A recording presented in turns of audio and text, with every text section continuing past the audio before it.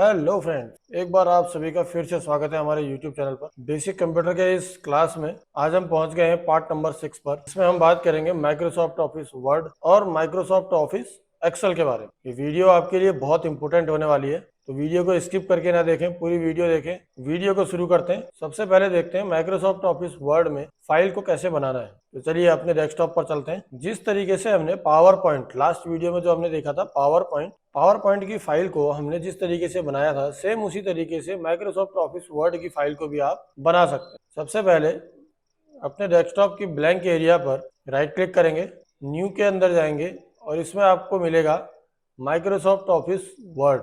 एक चीज़ का ध्यान रखिएगा फ्रेंड्स, ये ऑप्शन ऊपर नीचे हो सकते हैं, या अगर आपको यहाँ पर ये ऑप्शन ना मिले तो आप सेकंड कहाँ से ऑप्शन ले सकते हैं। तो सेकंड जो ऑप्शन है उसको आपको सर्च में जाकर, तो आप देखेंगे वर्ड मैंने लिखा तो यहाँ पर वर्ड की फाइल आ गई, इसको क्लिक करेंगे। जिस तरीके से पावर पॉइंट में फ्रंट पेज हमको दिखाई दे रहा था, वैसे ही हमको यहाँ पर भी दिखाई देगा। हमारे पास कुछ टेम्पलेट्स पहले से हैं, आप चाहें तो इनको भी ले सकते हैं। ये टेम्पलेट कुछ इस तरीके से दिखाई देगा। सेकंड पर देखते हैं तो ये कुछ इस तरीके से दिखाई देगा। कोई रिज्यूम अगर आपको बनाना है तो आप इस तरीके का फॉर्मेट यहाँ से ले सकते हैं और क्रिएट पर क्लिक करेंगे तो आपका ये डॉक्यूमेंट ओपन हो जाएगा और इसमें आप एडिटिंग कर सकते हैं। तो हम चलते हैं blank document. Microsoft office word में आप बैकग्राउंड में वर्क कर सकते हैं।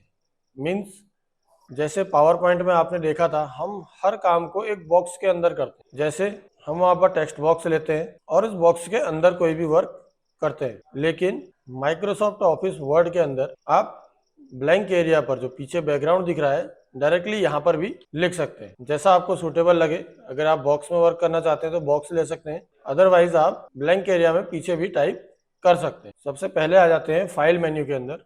फाइल के अंदर आप जैसा देख रहे होंगे, पावर पॉइंट में जितने भी ऑप्शन हमने देखे थे, सेम ऑप्शन आपको यहाँ पर भी देखने को मिल जाएंगे और सेम यूज इनका भी उसी तरीके से होगा जैसे हमने पावर पॉइंट में किया। तो ऑप्शंस को रिपीट नहीं करते हैं, वीडियो बहुत ज़्यादा लंबी हो जाती है। उसके बाद सेकंड ऑप्शन आ जाता है होम मेन्यू। यहाँ पर भी आपको मैक्सिमम ऑप्शंस वही मिलेंगे जो हमने पावर पॉइंट में सीखे थे। फ्रेंड्स, आपसे एक रिक्वेस्ट करना चाहूँगा, जो भी हमारी इस वीडियो को देख रहा है तो प्लीज़ डायरेक्ट आप सीधे माइक्रोसॉफ्ट ऑफिस वर्ड में ना पहुँचें, शुरू से सारी वीडियो को देखें। सारी वीडियो बहुत इंपॉर्टेंट है। बहुत सारे ऑप्शन ऐसे होते हैं जो हमने पहली वीडियो में बताए हुए हैं, हम यहाँ पर उसको रिपीट नहीं करते हैं ताकि वीडियो ज़्यादा लंबी ना हो, आपका भी ज़्यादा टाइम वेस्ट ना हो। तो एक एक करके हमारे इस कोर्स को पूरा फर्स्ट वीडियो से लास्ट वीडियो तक देखिएगा। टोटल हमारी 6 वीडियोज़ हैं। 6 वीडियो के अंदर हमने पूरा बेसिक कंप्यूटर का कोर्स बताया है आपको। जो नए ऑप्शंस हमको यहाँ पर मिलते हैं, उन ऑप्शंस के बारे में बात करते हैं। उससे पहले हम यहाँ पर कुछ टेक्स्ट लिख लेते हैं। तो फ्रेंड्स, हमने यहाँ पर कुछ टेक्स्ट लिख लिया है। अब हम देखते हैं यहाँ पर कुछ नए ऑप्शंस हमको क्या है। शुरुआत से अगर आप देखें तो cut, copy, paste last video में हमने सीखा है। फॉर्मेट पेंटर भी हमने सीखा है। उसके बाद आ जाता है फॉन्ट भी हमने लास्ट वीडियो में देखे हैं। उसके बाद नीचे आ जाता है आपका बोर्ड, इटैलिक, अंडरलाइन। अगर आपको बोर्ड करना है, इटैलिक करना है, अंडरलाइन करना है तो यहाँ से ऑप्शन को यूज करेंगे। स्ट्रिंग थ्रो, जो कि हमने लास्ट वीडियो में देखा था, सेंटर पर एक लाइन आ जाती है। उसके बाद नेक्स्ट जो 2 ऑप्शन है, ये हमारे नए ऑप्शन है। इन नए ऑप्शनों का यूज कैसे होता है और कहाँ पर होता है। जब भी हम कोई नंबर को लिखते हैं तो नंबरों में हम क्या करते हैं, जैसे हम लिख के देखते हैं, फर्स्ट लिखते हैं, यहाँ पर कॉमा करते हैं, तो आप यहाँ पर देखेंगे इसने ऑटोमेटिकली इसको ऊपर भेज दिया। जो ST शब्द लिखा हुआ है, इस टेक्स्ट को इसने क्या किया, 1 के टॉप साइड में अपने आप प्लेस कर दिया। और आप ऊपर देखेंगे तो यहाँ पर एक चेक बॉक्स बन के आ गया है। तो इस ऑप्शन का नाम है सुपर स्क्रिप्ट, जिसका शॉर्टकट है Ctrl+Shift+। तो हम इसको नॉर्मल में लेके आते हैं, उसके बाद इसको करके देख। यहाँ पर हमने इसको नॉर्मल टेक्स्ट में बदल दिया है। और उसके बाद हम क्या करेंगे, ST को सिलेक्ट करेंगे और सुपर स्क्रिप्ट पर क्लिक करेंगे तो क्या होगा, ये टॉप पर चले जाएगी। इसी तरीके से जब हम सेकंड लिखते हैं तो सेकंड में भी ये टॉप में चले जाता है। अगर ये ऑटोमेटिकली ना जाए तो आप इसको कहाँ से यूज करेंगे, यहाँ से। इसी तरीके से सेकंड ऑप्शन है सब स्क्रिप्ट। सब स्क्रिप्ट का यूज क्या है, इस TH को 6 के नीचे की साइड को दिखाना है तो हम क्या करेंगे, इसे सब स्क्रिप्ट कर देंगे। तो आप देख रहे हैं TH नीचे को आ गया। ठीक है फ्रेंड्स, समझ गए होंगे आप। आगे बढ़ते हैं। इंक्रीज फॉन्ट और डिक्रीज फॉन्ट साइज हम लास्ट वीडियो में देख चुके हैं। इनका यूज है फॉन्ट की साइज को बड़ा करना। उसके बाद ऑप्शन आ जाता है टेक्स्ट इफेक्ट। यहाँ पर आप देख रहे हैं बहुत सारे टेक्स्ट के इफेक्ट दिए हुए हैं। जैसे कि यहाँ पर मेरा नाम लिखा हुआ है, इसके इफेक्ट को अगर मुझे चेंज करना है तो जब मैं इसको सिलेक्ट करता हूँ, एक तो बॉक्स आपका सामने से बन के यहाँ पर आ जाता है। दूसरा ऑप्शन आपके पास इस मेन्यू से आप इसको क्लिक कर तो आप देखेंगे इसने इसको चेंज कर दिया है। थोड़ा सा जूम करके देखते हैं ताकि आपको क्लियर विजिबल हो। सेकंड लाइन को भी करके देखते हैं। सेकंड लाइन को सिलेक्ट करेंगे। ध्यान रखिएगा, जो भी आपको इफेक्ट अप्लाई करना है, सबसे पहले आपको क्या करना है, टेक्स्ट को सिलेक्ट करना है, क्योंकि हमें कंप्यूटर को बताना पड़ेगा कि इस टेक्स्ट को इस फॉर्मेट में कन्वर्ट करना है। उसके बाद नेक्स्ट ऑप्शन देखते हैं। यहाँ पर आपको कलर मिल जाएगा। कलर करने के लिए वही सेम प्रोसेस है। सिलेक्ट करेंगे, कलर को चूज करेंगे। ये आपका बैकग्राउंड का कलर है। उसके बाद ये टेक्स्ट का कलर है। टेक्स्ट के कलर को अगर आपको चेंज करना है तो यहाँ से कर सकते हैं। क्लियर फॉर्मेटिंग मतलब कि जो भी आपने इसमें फॉर्मेटिंग करी है, बोल्ड, इटैलिक, अंडरलाइन, कलर या कोई इफेक्ट इसमें डाला है, उसको आपको यहाँ से आप इसको रिमूव कर सकते। उसके बाद आ जाता है change case, lower case, middle case, जो भी आपको करना है वो आप यहाँ से कर सकते हैं।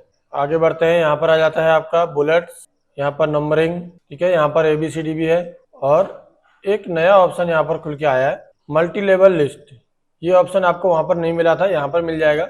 जैसे कि मैंने यहाँ पर इतनी सारी लाइनें लिखी हुई है, मैं इसको अगर मल्टी लेवल लिस्ट में कन्वर्ट करूँ तो ये कुछ इस तरीके से कन्वर्ट हो जाएगा। आर्टिकल 1 ये है, आर्टिकल 2, आर्टिकल 3, आर्टिकल 4, ये इस तरीके से नीचे को बढ़ता चले जाएगा, ठीक है फ्रेंड्स। उसके बाद आ जाता है डिक्रीज इंडेंट और इंक्रीज इंडेंट। इंडेंट हमने लास्ट टाइम भी देखा था, अब आप यहाँ पर देख लीजिए क्लियरली एक बार और।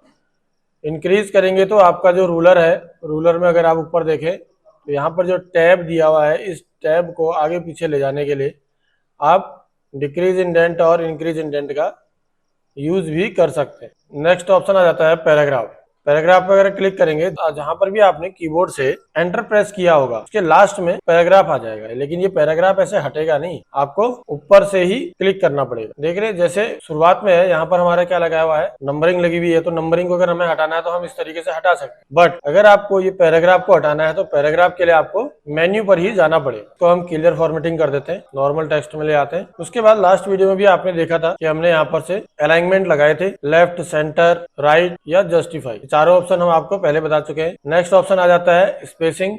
लाइन के बीच में आपको कितनी स्पेसिंग चाहिए वो स्पेसिंग आप यहाँ से डिसाइड कर सकते हैं। उसके बाद ऑप्शन आ जाता है बैकग्राउंड कलर, टेक्स्ट का बैकग्राउंड कलर। अब देखिए यहाँ पर दो चीजें हैं। जैसे मैं इस टेक्स्ट को सिलेक्ट करता हूँ और मैं एक ऑप्शन यहाँ पर पहले था, ये देख रहे हैं ना, यहाँ पर भी कलर क्या हो रहा है, चेंज हो रहा है बैकग्राउंड का। मैंने एक ये कलर ले लिया। यहाँ पर क्या हुआ है, सिर्फ टेक्स्ट के पीछे से कलर आया है। लेकिन अगर मैं ये चाहता हूँ कि पूरी की पूरी लाइन यहाँ से लेकर लास्ट इस इंडेंट के खत्म होने तक पूरी लाइन में कलर आए, तो हम क्या करेंगे, यहाँ से लेंगे, इसको कहते हैं हम शेडिंग। तो यहाँ से पकड़ेंगे तो ये पूरी लाइन में टेक्स्ट लास्ट तक, शुरू से लास्ट तक पूरे टेक्स्ट के बैकग्राउंड में कलर कर। ओके फ्रेंड्स, उसके बाद नेक्स्ट ऑप्शन आता है बॉर्डर। हम लास्ट वाली लाइन पे चलते हैं, इसको सिलेक्ट कर लेते हैं और इसमें हम बॉर्डर लगाएंगे। देखिए बॉटम में लगाएंगे तो नीचे लाइन आ रही है, आप देख रहे होंगे। टॉप में करेंगे तो टेक्स्ट के ऊपर आएगी, लेफ्ट करेंगे तो लेफ्ट हैंड साइड पर, राइट करेंगे तो राइट हैंड साइड पर।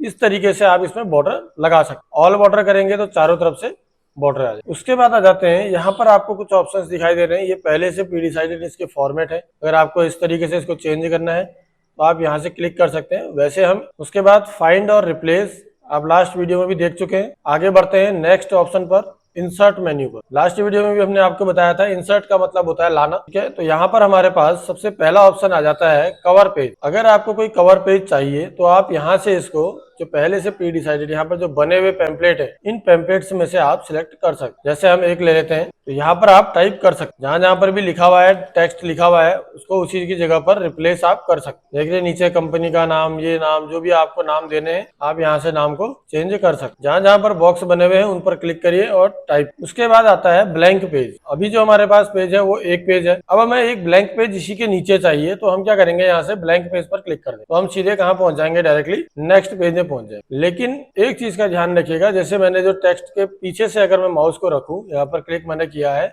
और ब्लैंक पेज पर क्लिक करूं तो इसने क्या किया, देखिए यहाँ से जो नीचे का टेक्स्ट था उस टेक्स्ट को इसने कहाँ पहुंचा दिया है, थर्ड पेज में। बेसिक कंप्यूटर क्लास जो यहाँ पर टेक्स्ट लिखा हुआ है, इससे ऊपर और वॉचर्स वंडरलैंड के नीचे बीच में एक ब्लैंक पेज बन गया है। देख पा रहे हैं ना, ये वाला पेज क्या है, ब्लैंक पेज। ब्लैंक पेज कभी भी लेना हो तो टेक्स्ट के हमेशा लास्ट पर क्लिक होना चाहिए, तब आप ब्लैंक पेज पर क्लिक करिए। अदरवाइज जहां पर भी आपका क्लिक होगा उससे नीचे का टेक्स्ट एक पेज और आगे चले जाए। सेम उसी तरीके से पेज ब्रेक भी होता है। अगर आपको यहाँ से पेज ब्रेक करना है, मतलब कि आपको यहाँ से अब सीधे नेक्स्ट पेज में जाना है, तो आप यहाँ पर क्या करेंगे, पेज ब्रेक को लगा लें। तो आप देख रहे हैं एक नया पेज और बन गया। सेम जैसा ब्लैंक पेज पर था, अगर आप टेक्स्ट के बीच पर क्लिक करेंगे और पेज ब्रेक पर क्लिक करेंगे तो क्या करेगा, ये इसको नेक्स्ट पेज पर ले आएगा। लेकिन एक फर्क है, ब्लैंक पेज में इसने बीच में एक ब्लैंक पेज बनाया था, लेकिन पेज ब्रेक में इसने इसको नेक्स्ट पेज पर लेके आया है। जो नया पेज इसने ब्रेक किया है उस पेज पर इसको लेके आ गया है। यानी कि अभी हमारे पास सिर्फ 2 पेज है। जो लास्ट वाला पेज है एक्स्ट्रा पेज था हमारे पास पहले से। उसके बाद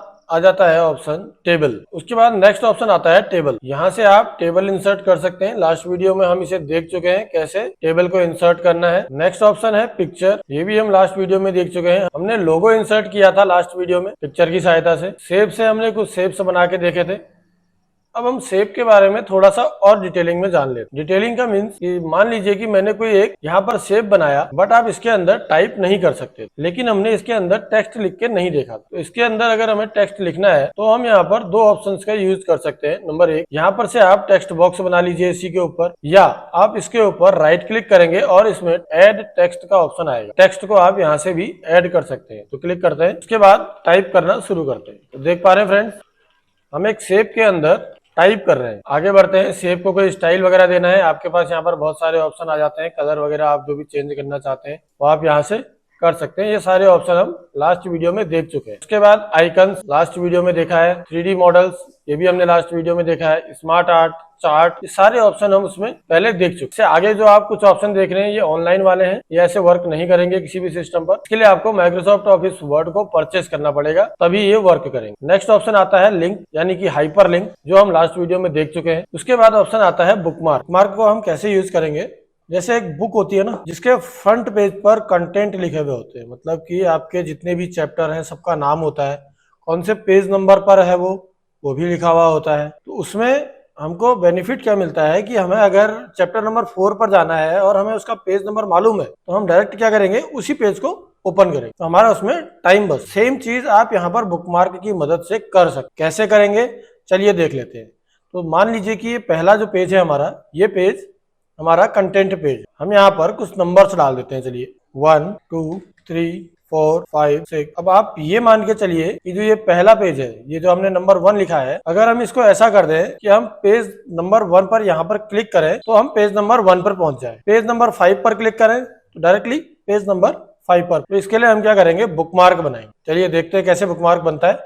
अब हम क्या करते हैं, नेक्स्ट में आगे हम 6 पेज ले लेते हैं नीचे को, ठीक है। और हम वहां पर भी बुकमार्क बनाकर एक बैक का पेज का बनाएंगे। जो बैक हमारा, जैसे हम उस पर क्लिक करेंगे बैक के बटन को, तो हम सीधे कंटेंट पेज में, यानी कि पेज नंबर 1 जिसमें हमारा कंटेंट लिखा हुआ है यहाँ पर, इस पर पहुंच जाएंगे। हम यहाँ पर एक कंटेंट भी लिख देते हैं। तो हमारे जितने भी कंटेंट है वो हम सब फर्स्ट पेज में रखेंगे। तो यहाँ से हम पेज ब्रेक लगा लेते हैं और 6 पेजों को इंसर्ट कर लेते हैं। पेज ब्रेक लगाएंगे, नेक्स्ट पेज में पहुंचेंगे, यहाँ पर हम लिख देते हैं बैक और यहाँ पर कुछ टेक्स्ट भी लिख देते हैं। फिर से पेज ब्रेक लगाएंगे, फिर से नेक्स्ट पेज इंसर्ट करते हैं, ब्रेक पेज करते हैं, नेक्स्ट पे आते हैं। यहाँ पर सेम टेक्स्ट को कॉपी कर दिया हमने। 3 4 5 और 6, हमने 6 पेज बनाए हैं। अब हमें क्या करना होगा, ठीक है, ये तो हमारा पहला पेज है। बुकमार्क वहां पर लगाया जाता है जहां आपको जाना है। यानी कि अगर हमें 1 पर क्लिक करके पेज नंबर 1 पर पहुंचना है तो हमें बुकमार्क भी पेज नंबर 1 पर लगाना है। तो हम यहाँ पर जो हमने बैक लिखा है, आप किसी भी टेक्स्ट पर लगा दीजिए, ठीक है। तो हम बैक ही वाले पर लगा देते हैं शुरुआत पर। तो हम बुकमार्क पर क्लिक करेंगे, इसे हमने सिलेक्ट कर लिया। बुकमार्क पर क्लिक करेंगे और यहाँ पर बुकमार्क का नाम दे देंगे। बुकमार्क का नाम क्या है, पेज 1, ठीक है। यहाँ पर ये नंबरिंग नहीं लेता है तो इसलिए नंबरिंग मत डालिएगा, पेज 1 लिख। और हम इसको, सॉरी, एक चीज का और ध्यान रखिएगा, जब हम इसको बनाएं तो बीच में स्पेस भी नहीं होना चाहिए। नाम के बीच में, जो बुकमार्क का नाम आप देंगे उसके बीच में स्पेस नहीं होना। नाम दिया और उसके बाद ऐड बटन पर क्लिक करेंगे तो हमारा एक बुकमार्क ऐड होगी। बुकमार्क को हम यहाँ पर से नहीं देख सकते हैं, ठीक है। इसी तरीके से हम नेक्स्ट सारे पेजों पर फटाफट बुकमार्क लगा देते हैं।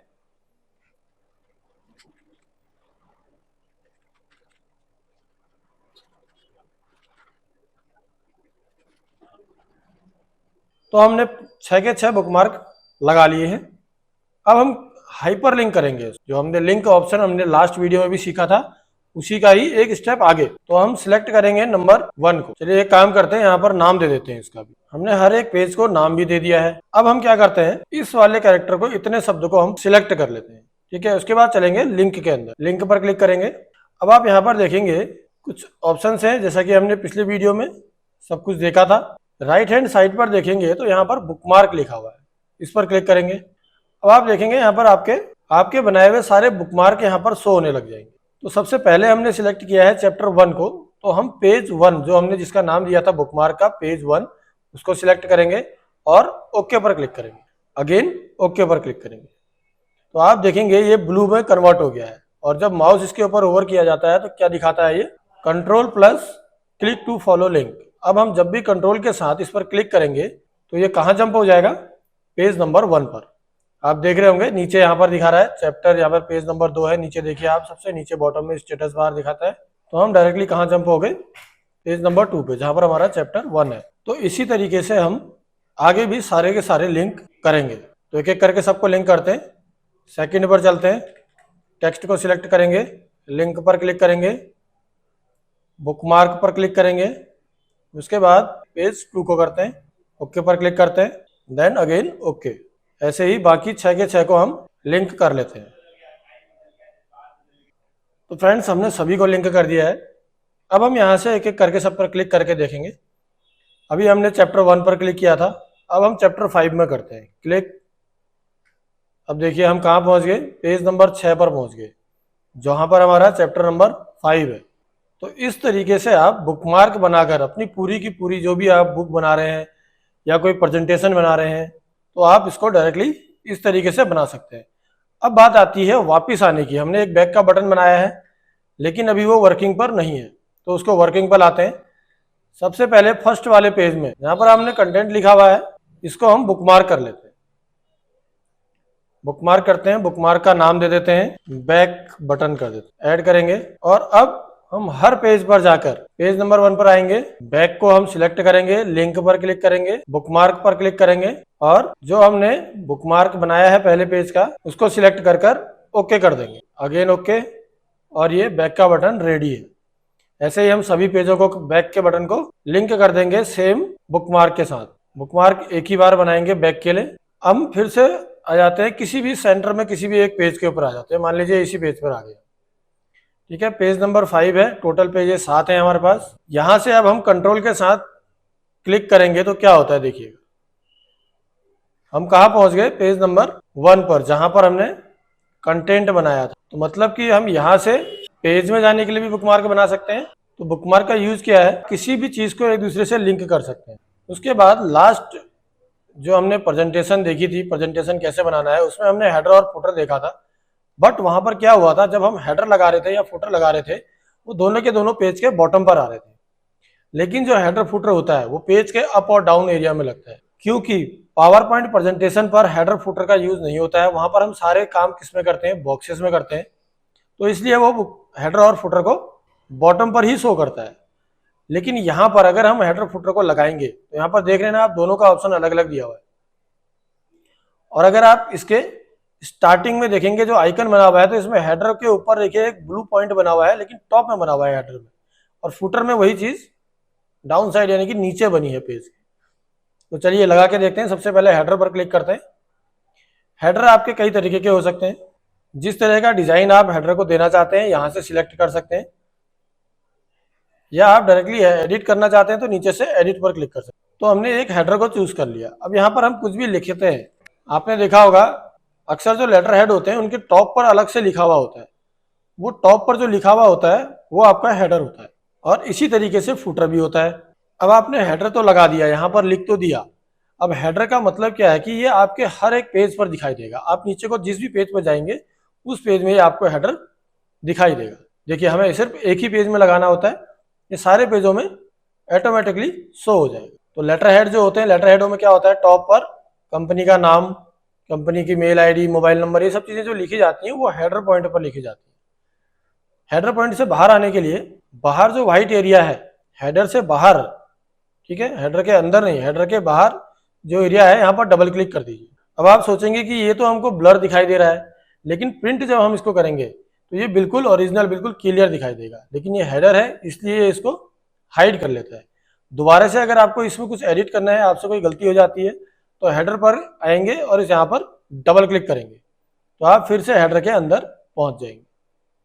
ठीक है फ्रेंड्स, इसी तरीके से अगर आपको हेडर में कोई पेज नंबर वगैरह देना है तो आप यहाँ से दे सकते हैं, सारे ऑप्शन आपके यहाँ पर ओपन होके आ जाएंगे। उसके बाद चलते हैं फूटर पर। हमने हेडर लगाया तो हेडर आपके सभी पेजों में दिखाई देने लग गया। इसी तरीके से फूटर भी होगा। अब हम आते हैं फूटर पर, इंसर्ट पे जाएंगे, फूटर पर क्लिक करते हैं। जैसे हमारा हेडर है उसी तरीके से फूटर भी काम करता है, तो उसके भी कुछ यहाँ पर लेआउट्स आपको दिए हुए हैं। जो आपको अच्छा लगे आप उसको चूज कर लीजिए। हम कोई डिफरेंट ले लेते हैं इस बार, सेकंड वाला ये चूज कर लेते हैं। तो देखिए यहाँ पर आपके पास 3 बॉक्स बन के आ गए। यहाँ पर आप जो चाहें यहाँ पर लिख सकते हैं। आपने एक लाइन राइट करी, इसको हम मिटा देते हैं थोड़ा। उसके बाद सेकंड में आप यहाँ पर फिर से लिख सकते हैं, थर्ड में फिर से लिख सकते हैं।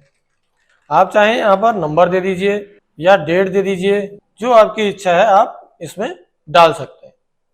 ठीक है, जैसे डेट और टाइम, नंबर वगैरह, पेज नंबर डालने हैं तो आप यहाँ से भी डायरेक्टली डाल सकते हैं। ठीक है, जैसे हेडर से बाहर आना है सेम उसी तरीके से फुटर से भी बाहर आना है। ब्लैंक एरिया पर डबल क्लिक कर देंगे तो हम हेडर से बाहर आ जाएंगे। ओके फ्रेंड्स, अब आते हैं अपने नेक्स्ट ऑप्शन पर। नेक्स्ट ऑप्शन सेम वही है। देखिए अगर आपको पेज नंबर देना है तो देखिए ये हेडर की जो लाइन होती है ना वही शो कर रहा है। देखिए हम इस पर क्लिक करते हैं तो आपको देखेंगे यहाँ पर हेडर की जगह पर ये 1 लिखा हुआ आ गया। अब यहाँ पर 1 आया है तो नेक्स्ट पेज पर 2 लिखा हुआ आएगा। ये ऑटोमेटिकली पेज की नंबरिंग कर देगा। उसके बाद नेक्स्ट ऑप्शन आ जाता है टेक्स्ट बॉक्स। टेक्स्ट बॉक्स हमने लास्ट वीडियो में भी देखा हुआ है। क्लिक करते हैं, सिलेक्ट करते हैं। यहाँ पर आपको टेक्स्ट बॉक्स को सिलेक्ट करना होता है। सिलेक्ट कर लीजिए कोई भी एक टेक्स्ट बॉक्स और यहाँ पर आप इसको राइट कर सकते हैं जो भी आपको इसमें लिखना है। उसके बाद नेक्स्ट ऑप्शन आ जाता है वर्ड आर्ट, जो हम लास्ट वीडियो में देख चुके हैं। हमारे पास बहुत सारे यहाँ पर डिजाइन है, आप जो भी लेंगे यहाँ पर टाइप करेंगे। इसका कलर वगैरह जो भी आपको चेंज करना है यहाँ से आप शेप के फिल को, शेप की आउटलाइन को, टेक्स्ट के कलर को, टेक्स्ट की आउटलाइन को सब अपने हिसाब से सेट कर सकते हैं। नेक्स्ट ऑप्शन पर आते हैं ड्रॉप कैप। आपने पहले न्यूज़पेपर में देखा होगा पहला कैरेक्टर बड़ा आता था कुछ इस तरीके से। कंटेंट लिखा हुआ है तो सी कैपिटल है, बाकी 3 लाइनों तक ये नीचे को जा रहा है। लेकिन यहाँ पर अगर आप आगे को टाइप करेंगे तो सारी लाइनें अलग अलग टाइप होंगी। आगे से आपके पास एक इमेज इसको बना देता है, ये बड़ा कर देता है टेक्स्ट को। ओके फ्रेंड्स, ड्रॉप कैप क्या होता है समझ गए होंगे आप। फर्स्ट कैरेक्टर को ये बड़ा कर देगा। बीच में कुछ ऑप्शन हम छोड़ रहे हैं, उनको छोड़ने का रीजन ये है कि वो ऑप्शन ऑनलाइन में ही वर्क करते हैं, जिनका यूज भी बहुत कम होता है। ठीक है, उसके बाद डेट एंड टाइम आ जाता है। क्लिक करेंगे, डेट एंड टाइम के यहाँ पर आपके पास बहुत सारे फॉर्मेट आ जाएंगे। जो फॉर्मेट आपको चाहिए उस फॉर्मेट पर क्लिक करेंगे और ओके के बटन को प्रेस करेंगे तो यहाँ पर आपकी डेट आ जाएगी जहां पर भी आपका माउस का कर्सर होगा। उसके बाद ऑब्जेक्ट, लास्ट उसमें हमने देखा था ऑब्जेक्ट का यूज क्या था। हम एक एक्सेल की फाइल लाए थे, उस पर हमने वर्क किया था। नेक्स्ट ऑप्शन है इक्वेशन। इक्वेशन भी हम लास्ट टाइम देख चुके हैं। उसके बाद नेक्स्ट ऑप्शन आता है, एक ऑप्शन हमने पिछली बार नहीं देखा था, जो है सिंबल। कई कैरेक्टर्स ऐसे होते हैं जो हमारे कीबोर्ड पर अवेलेबल नहीं होते हैं, तो आप उनको सिंबल से ला सकते हैं। आप देख रहे होंगे यहाँ पर बहुत सारे सिंबल्स हैं। नीचे मोर सिंबल्स का ऑप्शन है। मोर सिंबल पर क्लिक करके आप बहुत सारे सिंबल ला सकते हैं। इससे अलग कोई सिंबल चाहिए तो आप ऊपर से यहाँ पर से फॉन्ट को चेंज कर लीजिए। जो भी फॉन्ट आप चूज करेंगे उसमें से आपका सिंबल दिखने लग जाएगा। ओके फ्रेंड्स, सिंबल को लाने के लिए सिंबल पर क्लिक करेंगे और नीचे दिए हुए ऑप्शन पर, इंसर्ट के ऑप्शन पर क्लिक करेंगे और इस विंडो को क्लोज कर देंगे। देख रहे हैं फ्रेंड्स, हम F को लेकर आए सिंबल की मदद से। उसके बाद ऑप्शन आता है ड्रॉ। ड्रॉ मेन्यू के अंदर एक नया ऑप्शन है यहाँ पर, फॉर्मेट बैकग्राउंड।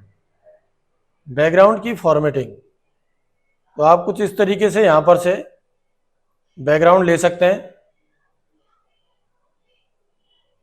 इसका यूज ज़्यादा होता नहीं है, लेकिन अगर आपको कॉपी के फॉर्मेट में कुछ प्रिंट निकालना है इस तरीके से तो आप इसको लाइनिंग को ले सकते हैं। लेकिन आप अगर टेक्स्ट इस पर लिखेंगे तो टेक्स्ट की आपको कहीं सेटिंग करनी पड़ेगी।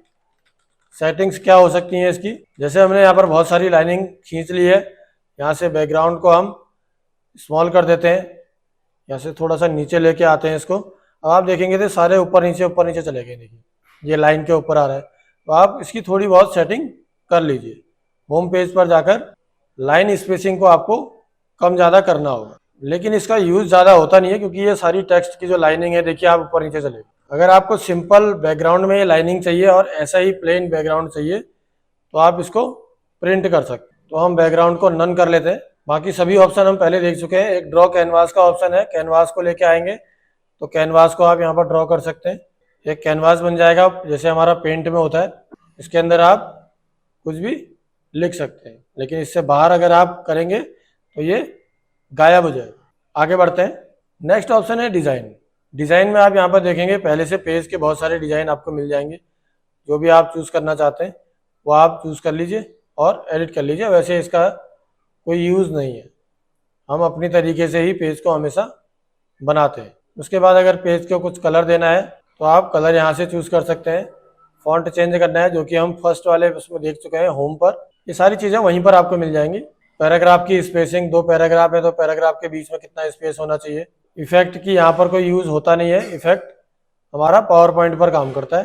सेट एज डिफॉल्ट कर देंगे तो पहले जैसा था आपका सेम वैसे ही डिफॉल्ट उसमें सेटिंग पर वापस आ जाए। उसके बाद बात आती है वाटरमार्क। वाटरमार्क आप देख रहे हैं ना, ऐसे इस तरीके से आपने देखा होगा बहुत सारे पेपर्स पे बैकग्राउंड पर कुछ लिखा हुआ होता है, लेकिन वो फ्रंट वाले टेक्स्ट को हाइड नहीं करता है, तो उसे हम कहते हैं वाटरमार्क।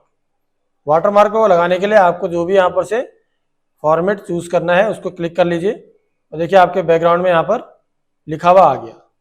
अब हमें यहाँ पर तो अभी लिखा हुआ आया है कॉन्फिडेंशियल, लेकिन हमें कॉन्फिडेंशियल नहीं चाहिए, हमें यहाँ पर अपना कोई टेक्स्ट लिखना है। तो आप क्या करेंगे, एरो पर क्लिक करेंगे वाटरमार्क के नीचे और कस्टम वाटरमार्क पर क्लिक करेंगे। कस्टम वाटरमार्क करने के बाद आप ऑप्शन देखेंगे, यहाँ पर ऊपर लिखा है नो वाटरमार्क, यानी कि कोई वाटरमार्क नहीं चाहिए। नंबर 2 पिक्चर वाटरमार्क, यानी कि कोई इमेज आपको इसके बैकग्राउंड में अगर रखनी है तो यहाँ से सिलेक्ट पिक्चर करेंगे और जो भी इमेज आपके पास है, आपके कंप्यूटर पर है या आपकी ड्राइव पर है, उसको क्लिक करेंगे और वहाँ से ले आएंगे। ठीक है, हम जैसे यहाँ पर हैं, हम यहीं से एक इमेज को ले लेते हैं, ओके पर क्लिक करेंगे तो आप देख रहे होंगे इसके बैकग्राउंड पर एक इमेज आ गई है जो हमने वहाँ से सिलेक्ट करी थी। ये इमेज क्या है, ब्लर है। ये इसी तरीके से ब्लरी में ही प्रिंट भी होगी। ओके, अगर हमको यहाँ पर कुछ लिखना है तो फिर से कस्टम वाटरमार्क में जाते हैं और नीचे देखिएगा यहाँ पर लिखा है टेक्स्ट वाटरमार्क। लैंग्वेज यहाँ से आप चूज कर सकते हैं, इंग्लिश है, इंडियन है, सही है हमारे लिए। सेकंड ऑप्शन है टेक्स्ट, जो भी आप टेक्स्ट यहाँ पर लिखना चाहते हैं वो यहाँ पर लिख सकते हैं। तो हमने अपने चैनल का नाम लिख दिया है। वाटरमार्क का फॉन्ट क्या होगा, वो फॉन्ट भी आप यहाँ से चूज कर सकते हैं। साइज कितनी बड़ी रहेगी, साइज को भी आप यहाँ से चेंज कर सकते हैं। कलर, किस कलर में आपको इसको दिखाना है वो कलर भी आप यहाँ से चूज कर सकते हैं और अप्लाई करेंगे और ओके करेंगे तो आप देखेंगे बैकग्राउंड पर हमारे जो हमने वाटरमार्क लगाया था वो वाटरमार्क शो होने लग जाएगा। लेकिन ये प्रिंटिंग जब हम करेंगे तो ये इसी तरीके से धुंधला दिखाई देगा। ओके, उसके बाद नेक्स्ट ऑप्शन पर चलते हैं, पेज कलर। पेज को अगर आपने कोई कलर देना है, फुल पेज, पूरे के पूरे पेज को अगर आपने कलर देना है तो आप यहाँ से कलर को सिलेक्ट कर सकते हैं। ठीक है, अगर कलर को हटाना है तो नो कलर कर दीजिए या वाइट कर दीजिए। ठीक है, मोर कलर चाहिए तो मोर कलर पर जाकर आप यहाँ से खुद का कलर भी बना सकते हैं इस तरीके से और ओके पर क्लिक कर देंगे तो सेम कलर आपके बैकग्राउंड पर आ जाएगा। उसके बाद आता है पेज का बॉर्डर। जो ये हमारा पूरा पेज है, इसके हम किनारे पर बॉर्डर अगर लगाना चाहते हैं तो पेज बॉर्डर के अंदर जाएंगे। हमारे पास यहाँ पर 5 तरीके के बॉर्डर के स्टाइल है। तो पहला है नन, यानी कि कोई भी बॉर्डर नहीं। सेकंड है बॉक्स, एक पूरा बॉक्स इस तरीके से बन के आएगा। उसके बाद शैडो, शैडो पर एक तरफ को ज़्यादा डार्क लाइन आएगी जिसमें आपको ऐसा लगेगा कि साइड में शैडो है। 3D में जाएंगे तो 3D में भी आपको इसी तरीके से बॉक्स बनकर आएगा, लेकिन आपके पास कुछ ऑप्शंस चेंज हो जाएंगे। तो सबसे पहले हम काम करते हैं, बॉक्स पर क्लिक करके देखते हैं। बॉक्स पर क्लिक करेंगे, जो बॉर्डर आएगा उस बॉर्डर में लाइन पूरी एक लाइन हो या डॉट डॉट में हो, डॉट डॉट के साथ स्पेसिंग हो, या डॉट डॉट जो आपके लगे हुए हैं इनके बीच में स्पेस ज़्यादा हो। चलिए हम ये वाला करली वाला कर लेते हैं। ठीक है, तो बॉर्डर किस तरीके से दिखाई देगा, कुछ इस तरीके से दिखाई देगा। इस बॉर्डर पर अगर आपको कोई कलर देना है, कलर ऑप्शन पर क्लिक करेंगे और इसका कलर चूज करेंगे। ठीक है, उसके नीचे है विड्थ, इसकी चौड़ाई कितनी हो। ठीक है, तो इसकी एक ही साइज है, वही साइज इसमें रहेगी। अगर आप कोई अदर बॉर्डर सिलेक्ट करते हैं तो वहाँ पर विड्थ आपको ज़्यादा भी मिल सकती है। नीचे है आर्ट्स, अगर आपको कोई आर्ट इसमें बॉर्डर पे दिखानी है तो आप आर्ट को सिलेक्ट करेंगे तो आर्ट आने लग जाएगी। ये ऊपर की लाइनिंग फिर हट जाएगी, जो करली लाइन हमने ली थी वो लाइन हट जाएगी, उसकी जगह पर आर्ट आ जाएगा। तो जो भी आपको लेना है उसको आप सिलेक्ट कर लीजिए। अब देखिए यहाँ पर विड्थ कितनी विड्थ चाहिए इस विड्थ को भी कम ज़्यादा आप कर सकते हैं। हम 10 पीटी पर रखते हैं और ओके पर क्लिक करते हैं, तो आप देखेंगे पेज के चारों तरफ से बॉर्डर बन के आ जाए। Clear friends. उसके बाद हम चलते हैं नेक्स्ट ऑप्शन पर, लेआउट। लेआउट के अंदर क्या क्या ऑप्शन है। नंबर 1 मार्जिन, जो हमने देखा था पेज के मार्जिन, जो किनारे का मार्जिन होता है, कितना आपको चाहिए, कम चाहिए, ज़्यादा चाहिए, आप यहाँ से सिलेक्ट कर सकते हैं। नैरो करेंगे तो देखिए यहाँ पर पेज का इस रूलर को अगर चेकआउट करेंगे आप, तो देखिए यहाँ पर अभी इतना स्पेस आ रहा है।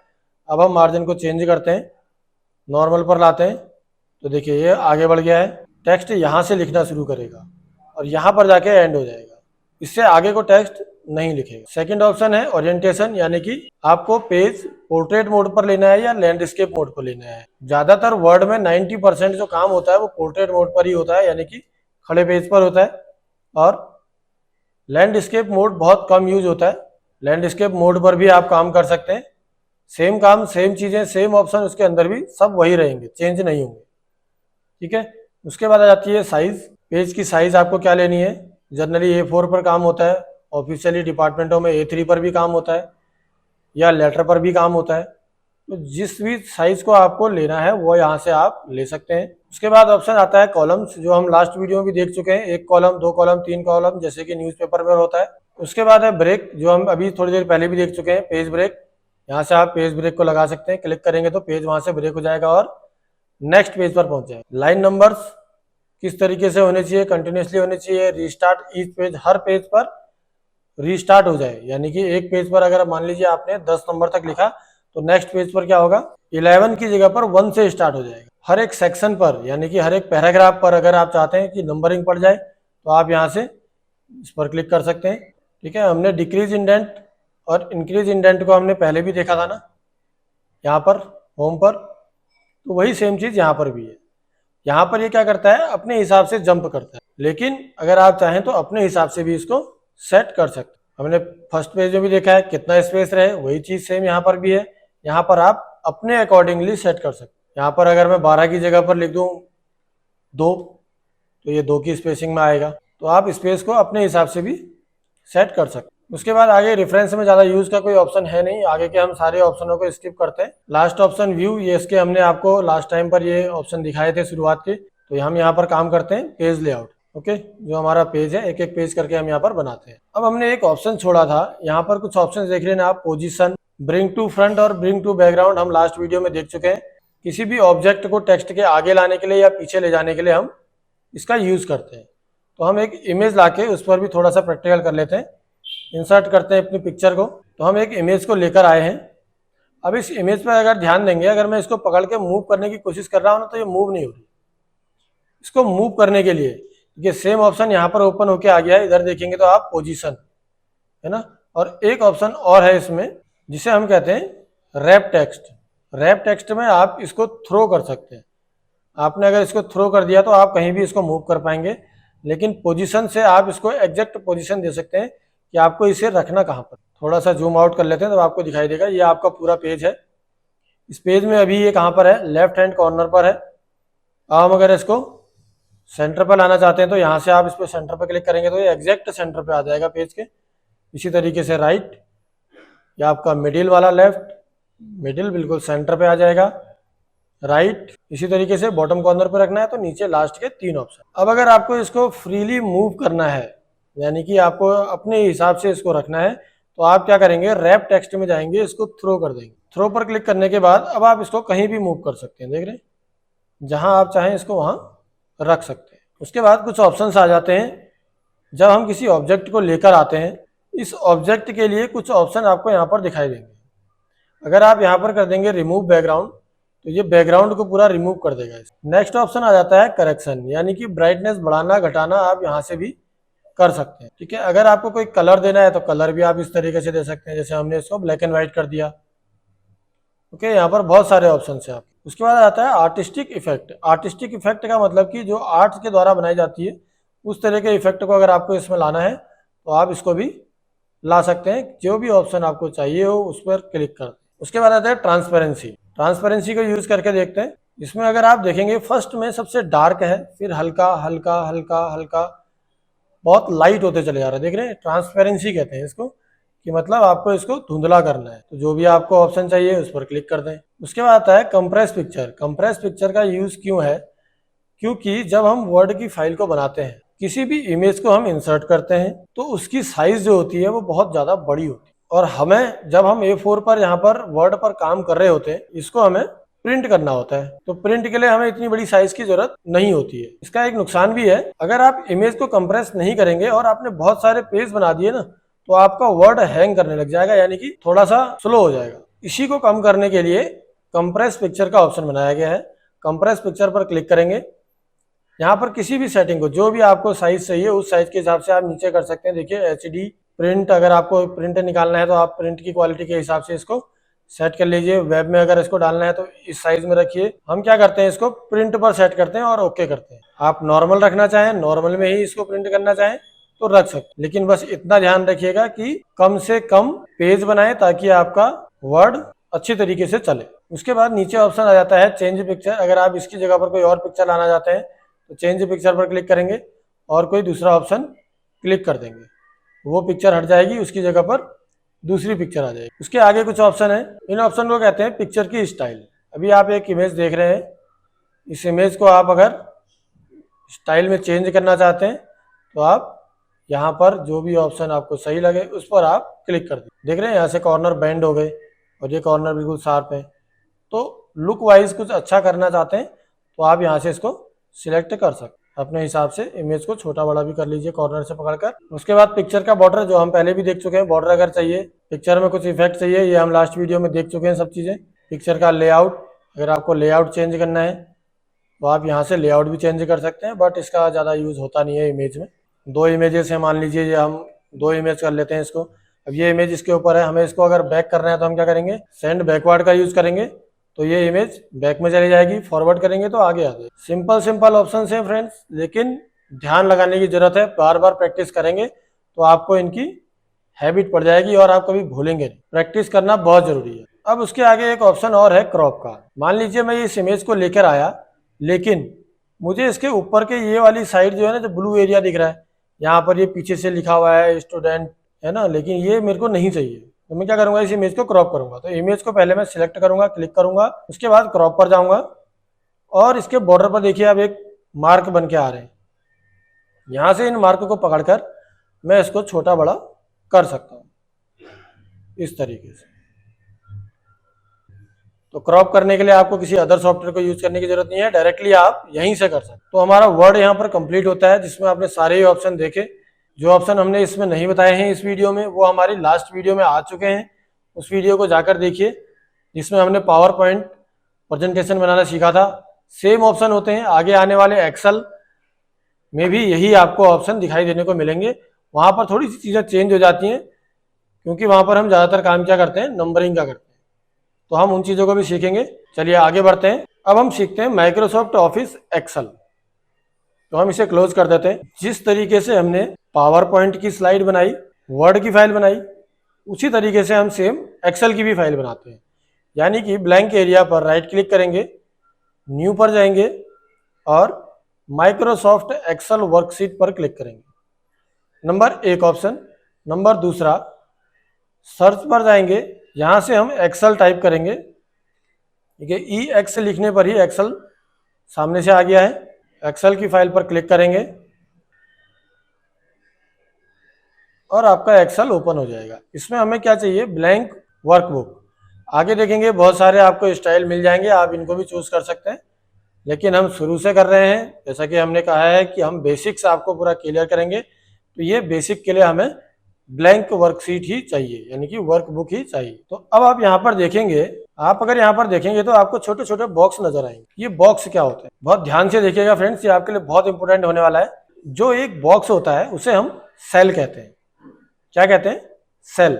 और एक सेल कुछ रोज को मिलाकर, यानी कि कुछ तिरछी लाइनों को मिलाकर और कुछ खड़ी हुई लाइनों को, यानी कि रो और कॉलम, ठीक है, दोनों को मिलाकर एक सेल बनता है। हर एक सेल का अपना एक पर्टिकुलर एड्रेस होता है। ध्यान से समझ लीजिएगा, रोज और कॉलम्स को मिलाकर एक सेल बनता है। सेल का अपना एक पर्टिकुलर एड्रेस होता है। एड्रेस कहां पर आपको दिखाई देगा, तो देखिए अभी हम ए पर हैं और यहाँ से ये 1 लिखा हुआ है, तो इस सेल का एड्रेस हो गया A1, जो कि आपको इसके ऊपर लिखा हुआ दिख रहा होगा। अब हम सेल को चेंज करते हैं, हम यहाँ पर क्लिक कर देते हैं, तो इस सेल का जो एड्रेस है वो एड्रेस क्या होगा, ऊपर से देखेंगे तो H और साइड से देखेंगे तो 8, इसका एड्रेस क्या हो गया H8, यानी कि इसका सेल एड्रेस है H8। तो इसी तरीके से किसी और सेल पर चलते हैं, नीचे चलते हैं, तो इसका एड्रेस क्या होगा, ऊपर से देखिएगा I लिखा है और साइड में देखेंगे तो 19 लिखा है, तो इसका सेल एड्रेस क्या हो गया I19।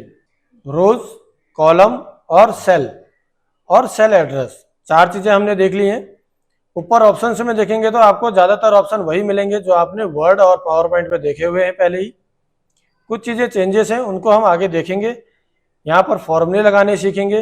अब हम आ जाते हैं सबसे पहले नंबरिंग पर। अगर हमको पहले वाली रो में, यानी कि पहले वाले जो सेल एड्रेस जो आपको दिख रहे हैं नीचे को, इस पर अगर आपको नंबरिंग करनी है तो इन नंबरिंग को करने के लिए आपको इस तरीके से कीबोर्ड से टाइप करना होगा 1 2 3 4 5 6। अब अगर मैं आपको दिखाऊं कि यहाँ पर एक्सेल पर आपके पास नीचे को कितनी लाइनें होती हैं, यानी कि कितनी रोज हैं, तो वो देखने के लिए आप कंट्रोल के साथ एरो यानी कि डाउन एरो को प्रेस करेंगे तो आप लास्ट सेल पर पहुंच जाएंगे।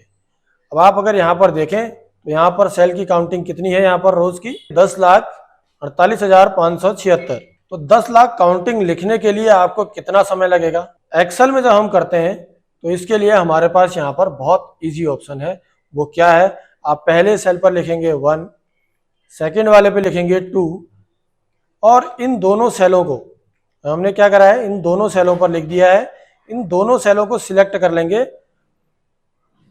सिलेक्ट कैसे करना है, ऊपर वाले पर माउस ले जाएंगे और नीचे को पकड़ेंगे और नीचे को खींच देंगे। तो 1 और 2 को क्या कर दिया हमने, सिलेक्ट कर दिया। अब आप देखेंगे इसमें इस कॉर्नर पर एक पॉइंट बना हुआ आ रहा है। जब इस पॉइंट पर हम माउस को ले जाते हैं तो माउस का कर्सर चेंज हो जाता है। इस पॉइंट को हम पकड़ेंगे और नीचे को ड्रैग करते चले जाएंगे।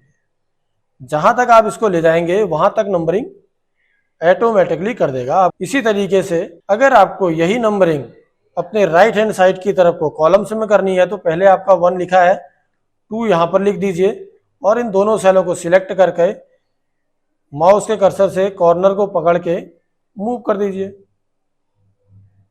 तो फ्रेंड्स आप समझ गए होंगे नंबरिंग किस तरीके से की जाती है एक्सेल में। हम सभी को डिलीट कर देते हैं।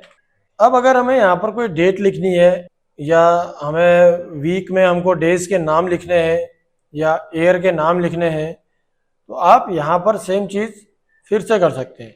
जैसे हम यहाँ पर लिख दें जनवरी, JANFEB यानी कि फरवरी, दोनों को पकड़ेंगे और नीचे को ड्रैग कर देंगे। तो इसने क्या किया, जनवरी, फरवरी, मार्च, अप्रैल, मई, जून, जुलाई, अगस्त, सितंबर, अक्टूबर, नवंबर, दिसंबर, 12वें महीने तक तो इसने दिसंबर करा। उसके बाद इसने फिर से क्या काउंट करना शुरू कर दिया, जनवरी, फरवरी, मार्च, अप्रैल। तो इस तरीके से ये नीचे को अगर आपको लिखना है तो आप इसको लिख सकते हैं। ऐसे ही अगर आपको संडे, मंडे यानी कि वीक में डेज के नाम लिखने हैं तो सेम चीज़ आप कर सकते हैं। संडे, मंडे दोनों को सिलेक्ट करेंगे और नीचे को ड्रैग कर देंगे। क्लियर है फ्रेंड्स? तो ध्यान से देखते रहिएगा वीडियो को और अपने दोस्तों के साथ इसको शेयर भी कर दीजिएगा। तो चलिए आगे बढ़ते हैं। अब देखते हैं फॉर्मूले। तो सबसे पहले फॉर्मूला जो आता है वो है हमारा सम, यानी कि प्लस करना, यानी कि जोड़ना। एक्सेल की लैंग्वेज में उसे कहा जाता है सम, SUM। तो हम क्या करते हैं प्रैक्टिस के लिए, आपको दिखाने के लिए, ताकि आप भी उसको अगर कैलकुलेट करके मैच करना चाहें तो कर सकते हैं। हम ज़्यादा बड़ी वैल्यू को लेंगे नहीं, ठीक है। बड़ी वैल्यू को लूंगा तो आप कंफ्यूजन होंगे, आप कहेंगे नहीं ये तो आंसर गलत हो सकता है। छोटी शीट लेते हैं ताकि आपको और आसानी हो इसको जोड़ने में। अब हम अपना पहला फॉर्मूला लगाएंगे। फॉर्मूला कहाँ पर लगाना है, आपने जहाँ पर ये वैल्यू लिखी हुई है उस वैल्यू के नीचे। तो सबसे पहले हम एक चीज़ का हमेशा ध्यान रखिएगा एक्सेल के अंदर, एक्सेल में फॉर्मूला लगाने के लिए आपको ध्यान रखना होगा, जब भी आप कोई फॉर्मूला लगाएंगे तो सबसे पहले आपको आगे से इक्वल टू का साइन लगाना है, यानी कि बराबर का साइन लगाना है। ये मैंडेटरी है। आप कोई भी फॉर्मूला यूज करिए, आगे से इक्वल टू यानी कि बराबर का साइन लगाना इम्पोर्टेंट है। अगर ये नहीं लगेगा तो फॉर्मूला वर्क नहीं करेगा। तो सबसे पहला फॉर्मूला है सम, यानी कि जोड़ने के लिए, कि आप इक्वल टू 2 + 5 + 2 + 6 जो भी वैल्यू ऊपर लिखी है उस वैल्यू के बीच में प्लस का मार्क लगाते चले जाएं और एंटर प्रेस कर दें जैसे ही आपके नंबर खत्म हो जाए। तो हम एंटर प्रेस करते हैं, आंसर ठीक है फ्रेंड्स। उसके बाद सेकंड वाले पे आते हैं, फिर से इक्वल टू लगाते हैं। अब हम यहाँ पर यूज करेंगे सेल एड्रेस को, बहुत ध्यान से देखिएगा। सेल एड्रेस जो हमने बताया था ना आपको शुरुआत में, रोज और कॉलम को मिलाकर एक सेल बनता है, उस सेल का, हर एक सेल का अपना एक पर्टिकुलर एड्रेस होता है। तो हम अब उसी सेल एड्रेस की मदद से यहाँ पर इसको प्लस करेंगे और इसके बहुत बेनिफिट भी है। हमेशा जब भी आप फॉर्मूले को यूज करें तो वहां पर सेल एड्रेस का यूज करें। तो हम यहाँ पर लिखते हैं इक्वल टू, पहला सेल एड्रेस हमारा कौन सा है, यहाँ पर जिसमें हमारा 3 लिखा हुआ है, यानी कि B1। तो हम यहाँ पर लिख देंगे B1, बीच में लगाएंगे प्लस का साइन, फिर हम लिखेंगे B2, फिर हम प्लस का साइन लगाएंगे, फिर हम लिखेंगे B3। देख रहे हैं ना नीचे को, बी में ही, बी की लाइन पर ही हमें, तो बी की लाइन के हम सारे जहां तक हमारे पास वैल्यू होगी वहां तक हम सबको लिखते चले जाएंगे B4।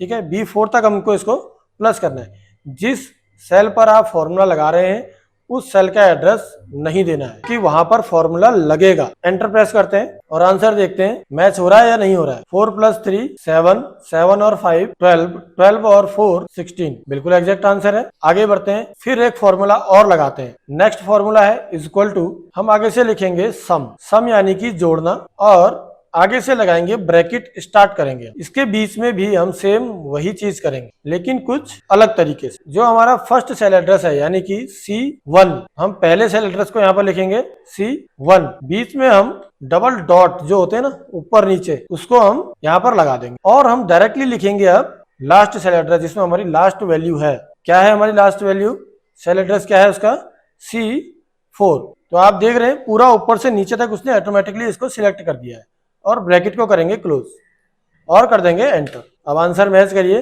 4 और 4 8, 8 और 6 14, और 14 और +1 15। आंसर ओके, क्लियर है फ्रेंड्स। तो हम एक्सेल में यहाँ पर 3 तरीके से प्लस के फॉर्मूले को लगा सकते। अब हम देखते हैं कि सेल एड्रेस से काम करने के बेनिफिट क्या है। जब हमने A1 से A4 तक का कैलकुलेशन किया तो हमने यहाँ पर नंबर्स डाले थे फॉर्मूले। तो अगर मैं भविष्य में मुझे इसी सीट को चेंज करना है, मुझे ये 5 की जगह पर 6 करना है, तो मैं इस वैल्यू को जैसे ही चेंज करूंगा और एंटर करूंगा तो इसके आंसर पर देखिए कोई प्रभाव नहीं पड़ता है ना। तो ये क्या हो जाता है, गलत हो जाता है। सेम उसी तरीके से अगर हम सेकंड वाले में जाएं जिसमें हमने सेल एड्रेस को लिया था, वहां पर हम वैल्यू को चेंज करें। जो थर्ड नंबर की वैल्यू है 5, मैं 5 को चेंज कर 6 कर देता हूं, तो देखिएगा आंसर में क्या प्रभाव पड़ता है, ऑटोमेटिकली आंसर भी चेंज हो जाता है। तो सेल एड्रेस से वर्क करने का बेनिफिट यही है कि आपके आंसर को कभी कोई गलत नहीं कर सकता। अगर कोई वैल्यू गलत हो भी जाती है आपसे तो आप उसको बाद में चेंज कर दीजिए और आंसर आपका ऑटोमेटिकली चेंज हो जाएगा। ऐसे ही थर्ड में भी हमने क्या किया था, सेल एड्रेस लिया था, तो यहाँ पर भी अगर हम वैल्यू को चेंज करें तो यहाँ पर भी आंसर चेंज हो जाएगा। आशा करते हैं आप समझ रहे होंगे बहुत आसानी से। अगर आपको वीडियो अच्छी लग रही है तो लाइक कर दीजिएगा, शेयर कर दीजिएगा अपने दोस्तों के साथ। अब आगे बढ़ते हैं, हम नीचे की 2 वैल्यू को हटा देते हैं। हमने एक ही जगह पर फॉर्मूला लगाया है। अब ऐसे ही मेरे पास आगे को है ना, आगे तो W तक आपको शो हो रहा होगा। अगर W तक मेरे पास वैल्यू है और मेरे को सबका कैलकुलेशन करना है तो मैं इतने जगह पर फॉर्मूले लगाता रहूंगा तो मेरा टाइम बहुत ज्यादा वेस्ट होगा। तो टाइम को बचाने के लिए हम क्या करते हैं, जैसा हमने शुरुआत में किया था, जिस फॉर्मूले पर आपने जहां पर फॉर्मूला लगाया है जिस सेल पर, उसके कॉर्नर पे जाएंगे और इसको मूव कर देंगे। चाहे आप उसको लेफ्ट में मूव करिए, चाहे आप उसे राइट में मूव करिए। अब जहां पर आपको 0 दिखाई दे रहा है, 0 दिखने का कारण क्या है, ऊपर आपका कोई भी वैल्यू नहीं है। तो जैसे जैसे आप इसमें वैल्यू डालते जाएंगे नीचे आंसर ऑटोमेटिकली चेंज होता चले जाएगा, क्योंकि आपने सेल एड्रेस से फॉर्मूले को लगाया है। समझ गए फ्रेंड्स। तो ये है फॉर्मूले को लगाने का तरीका। अब हम एक एक करके सारे फॉर्मूले को आपको दिखाएंगे कैसे उस फॉर्मूले को लगाना है। ध्यान से समझ लीजिएगा, जो बेसिक्स थे किस तरीके से लगाना है वो आपको समझ में आ गया होगा।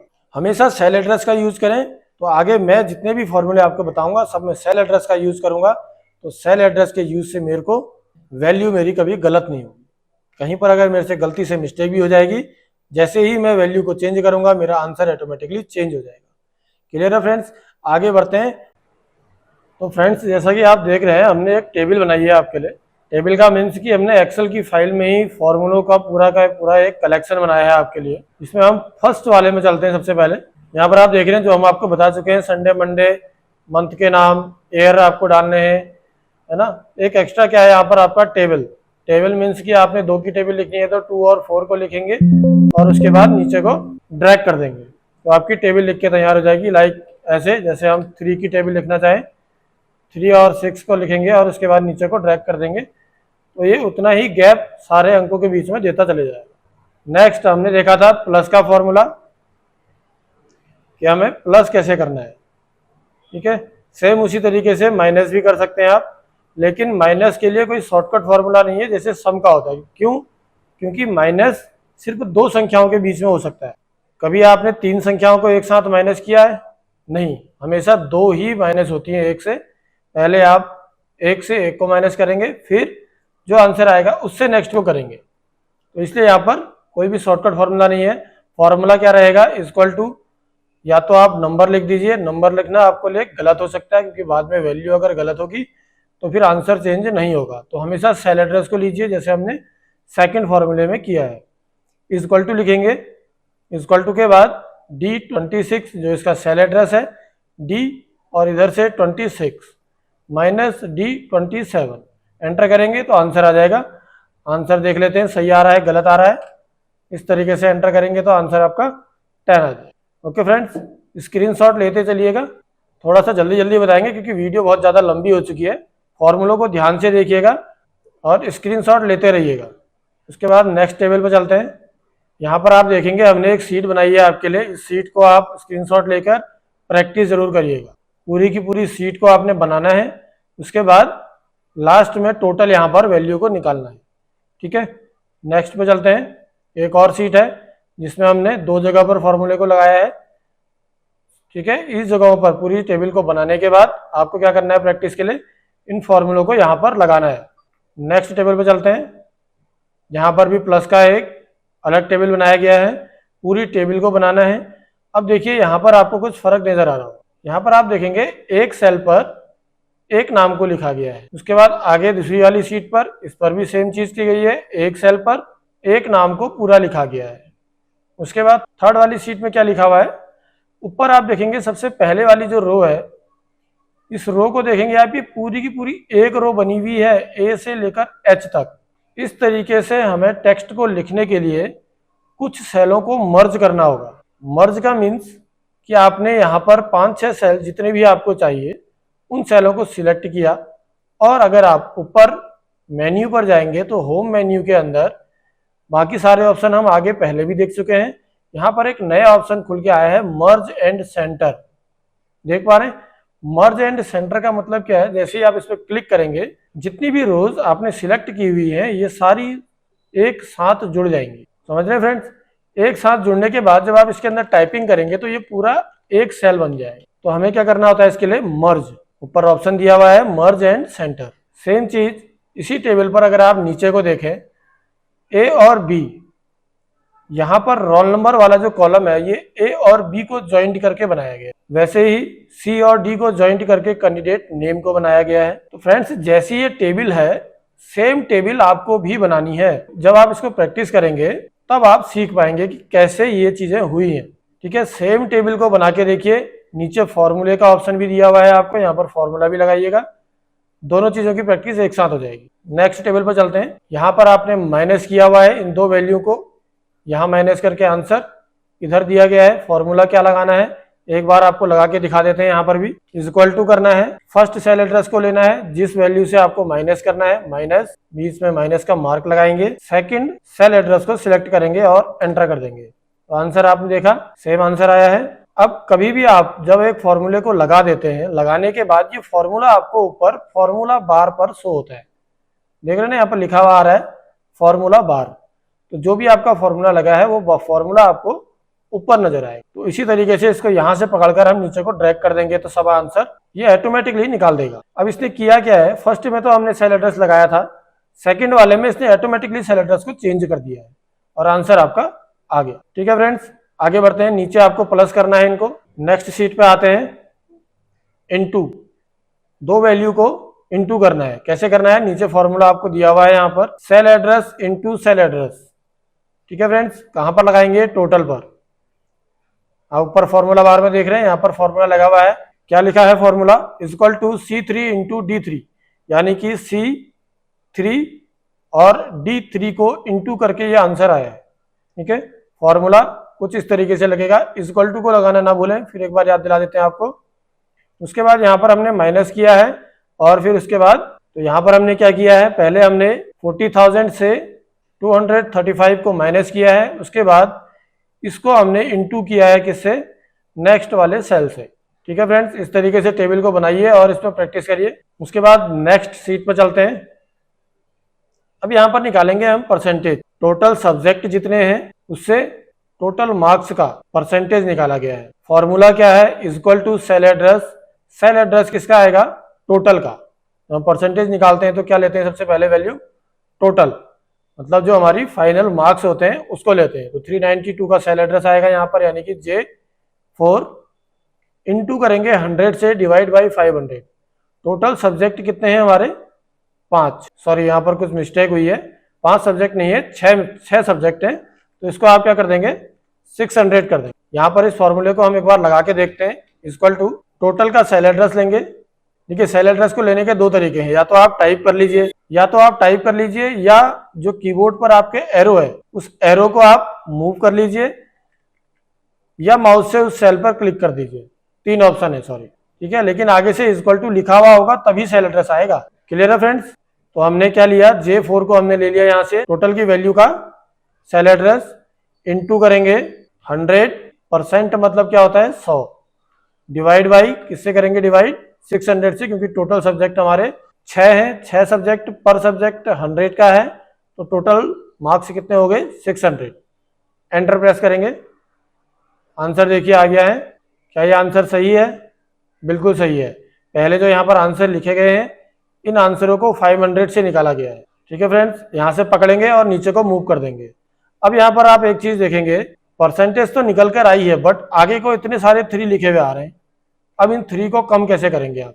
है ना, यानी कि डेसिमल जो वैल्यू है, जो आपकी पॉइंट के बाद की जो वैल्यू होती है, उस वैल्यू को कम या ज्यादा कैसे करा जाता है? तो ऊपर अगर आप देखेंगे होम मेन्यू के अंदर ही यहाँ पर आपको 2 ऑप्शन दिखाई देंगे, डिक्रीज डेसिमल और इंक्रीज डेसिमल।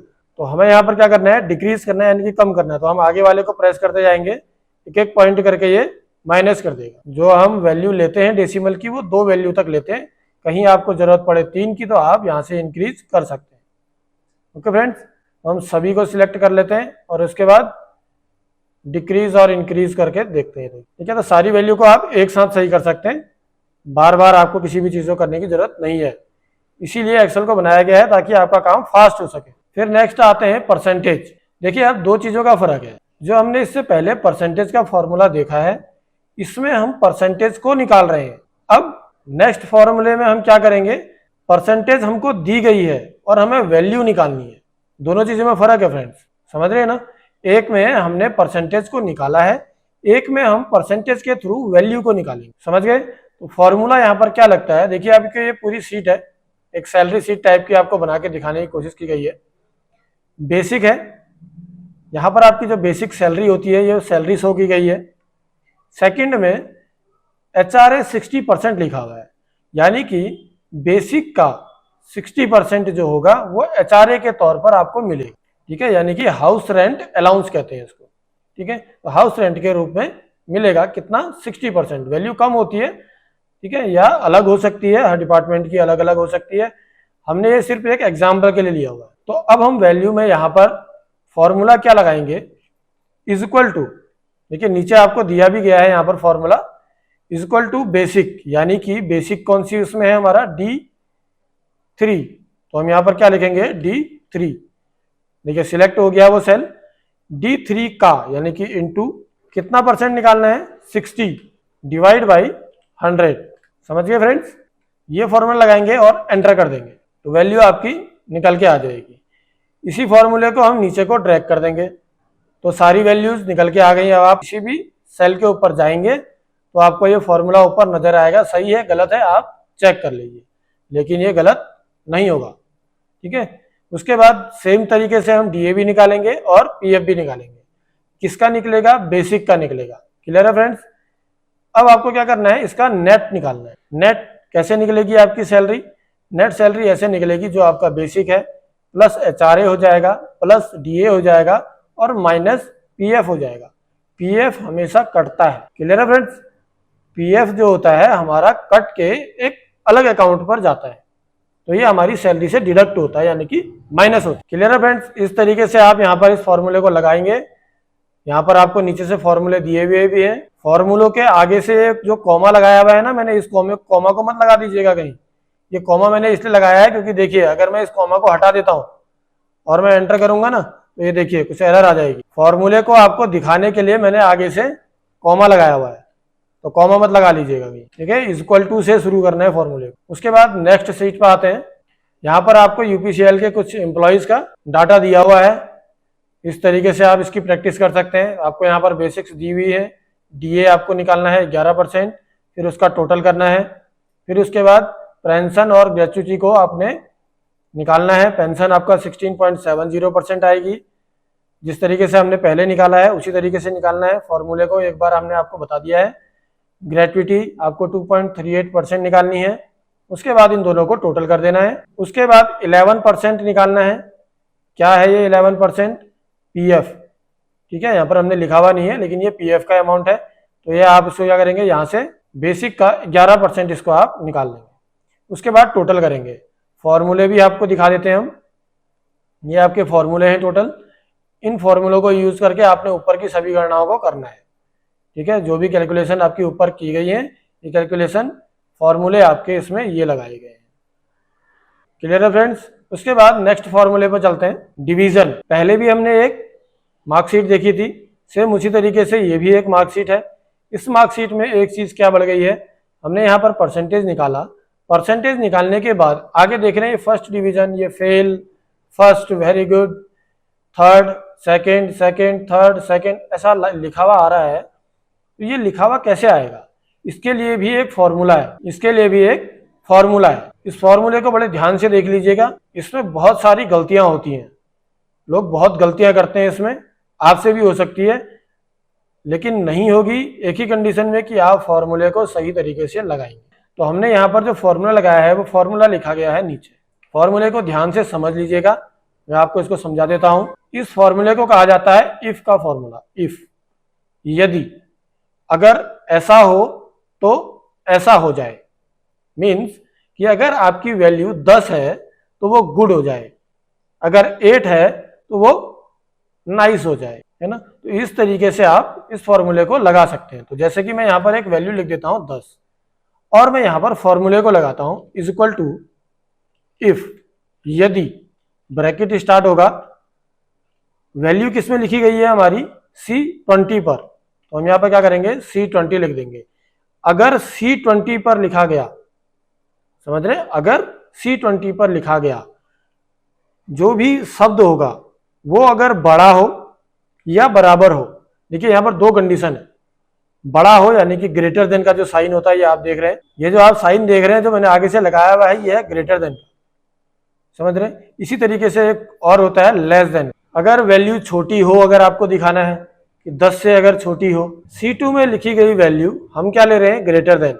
अगर 10 से बड़ी हो और इक्वल टू, ग्रेटर देन हो और उसके बराबर भी हो, अगर बराबर भी होगी किसके, मैं कर देता हूं इसको 15 के बराबर हो, कॉमा लगाएंगे और इन्वर्टेड कॉमाज ऊपर से शुरू करेंगे, और जो हमको वहां पर देना है यानी कि 15 से अगर बड़ी हो या बराबर हो तो क्या आ जाए, हम यहाँ पर लिख देते हैं वेरी गुड आ जाए, और इसको ब्रैकेट के अंदर जो हमने डबल इन्वर्टेड कॉमाज आए थे उनको हम क्लोज कर देंगे। अगर आपको इसी तरीके से वैल्यू को आगे को बढ़ाते जाना है, जैसा कि आप फॉर्मूले में ऊपर देख रहे हैं, यहाँ पर भी सेम चीज की गई है यहाँ तक, उसके बाद फॉर्मूला रिपीट हो जाता है। सेम फॉर्मूले को आगे को लिखते चले जाना है जब तक आपके पास वैल्यू है। मीन्स कैसे, आगे को कॉमा करेंगे, फिर से लिखेंगे इफ, ब्रैकेट स्टार्ट करेंगे और लिखेंगे अपना सेल एड्रेस। सेल एड्रेस क्या है हमारा C20।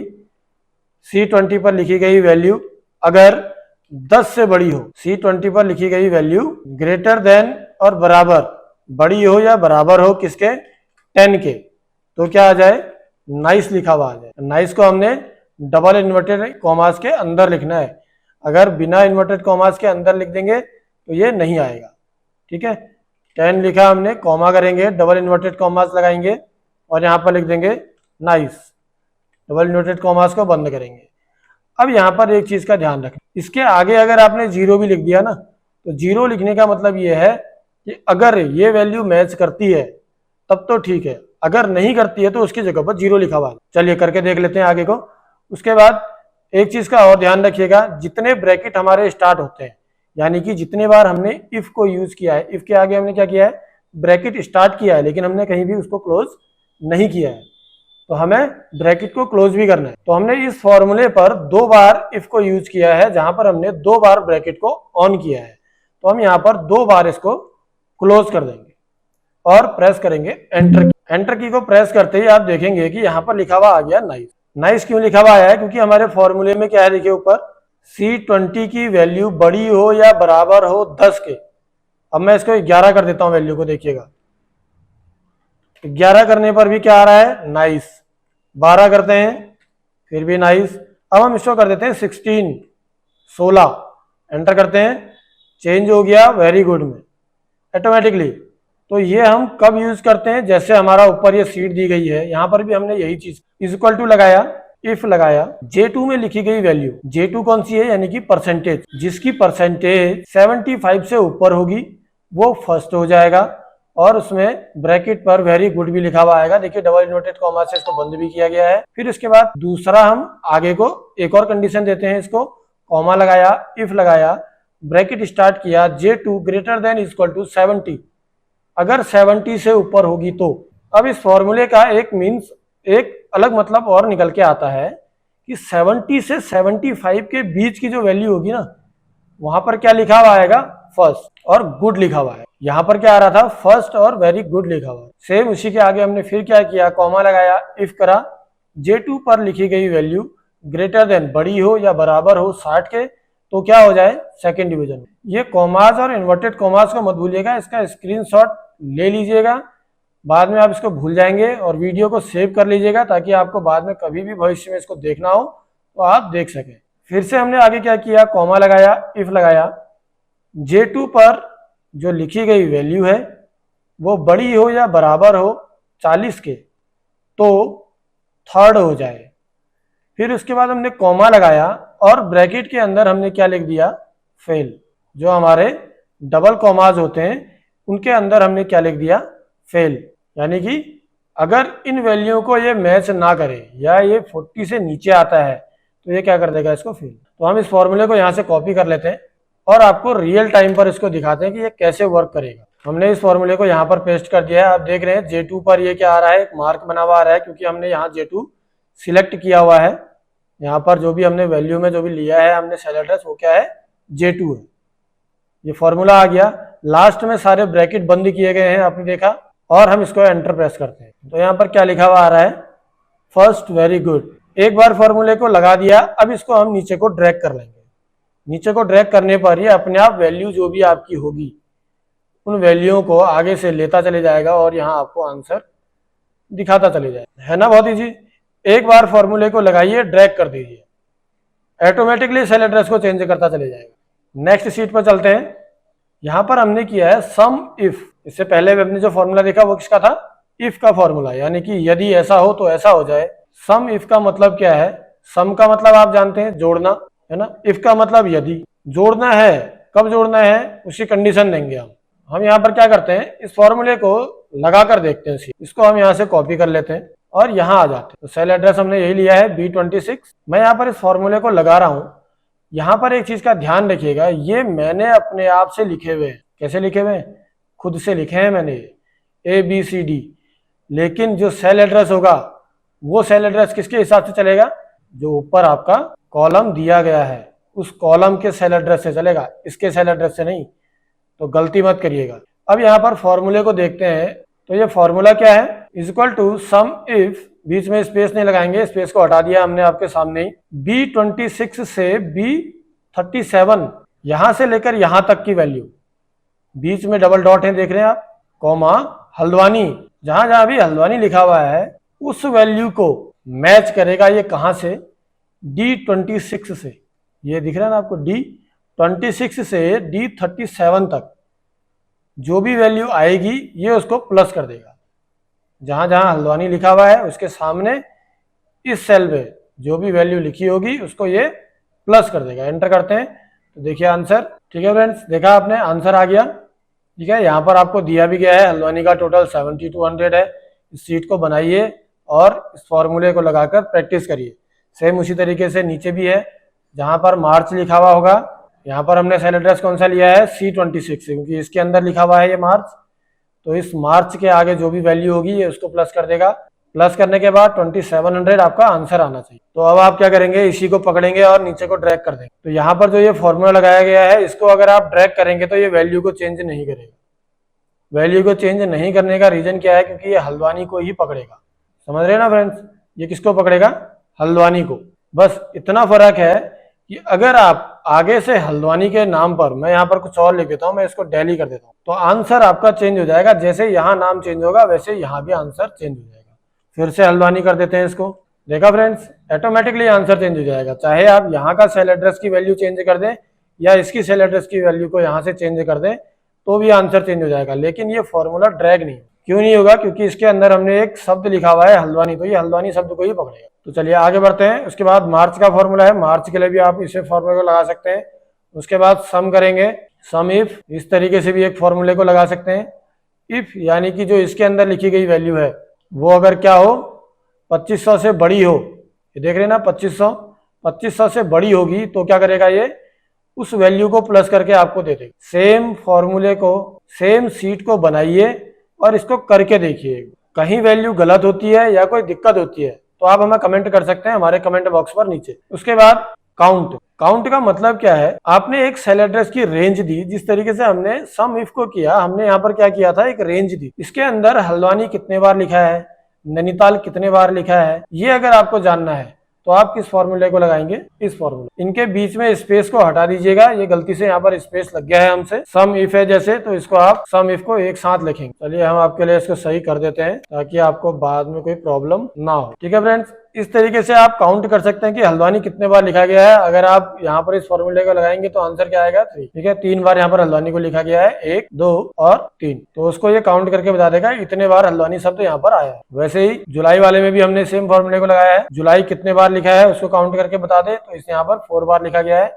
देख लेते हैं, 1, 2, 3 और 1 बार लिखा गया है यहाँ पर 4। एक चीज का ध्यान रखिएगा, जहां पर भी लिखा गया है D26, बीच में 2 कॉलम लगे हैं, इसका मतलब है कि सेल की पूरी रेंज दी गई, किसी पर्टिकुलर सेल को नहीं दिया गया है, वहां पर सेल की रेंज को दिया गया। ठीक है, D26 से D37, यानी कि D26 कहाँ है, D26 से D37, इतनी बड़ी रेंज दी गई है। इस रेंज से इस फॉर्मूले का काम। चलिए आगे बढ़ते हैं। अब आ जाते हैं नेक्स्ट सीट पर। इस सीट को आपने खुद से बनाना है, पूरी सीट को बना लीजिए पहले, प्लस माइनस जहां जहां भी हो रहा है उसको कर लीजिए। यहाँ पर बहुत सारे फॉर्मूले लगेंगे। यहाँ पर आपका परसेंटेज का फॉर्मूला लगने वाला है, यहाँ पर टोटल यानी कि सम का फॉर्मूला लगने वाला है। उसके बाद नेट में भी आपका सम का फॉर्मूला लगेगा। यहाँ पर एक अलग चीज आई है जो है लोन।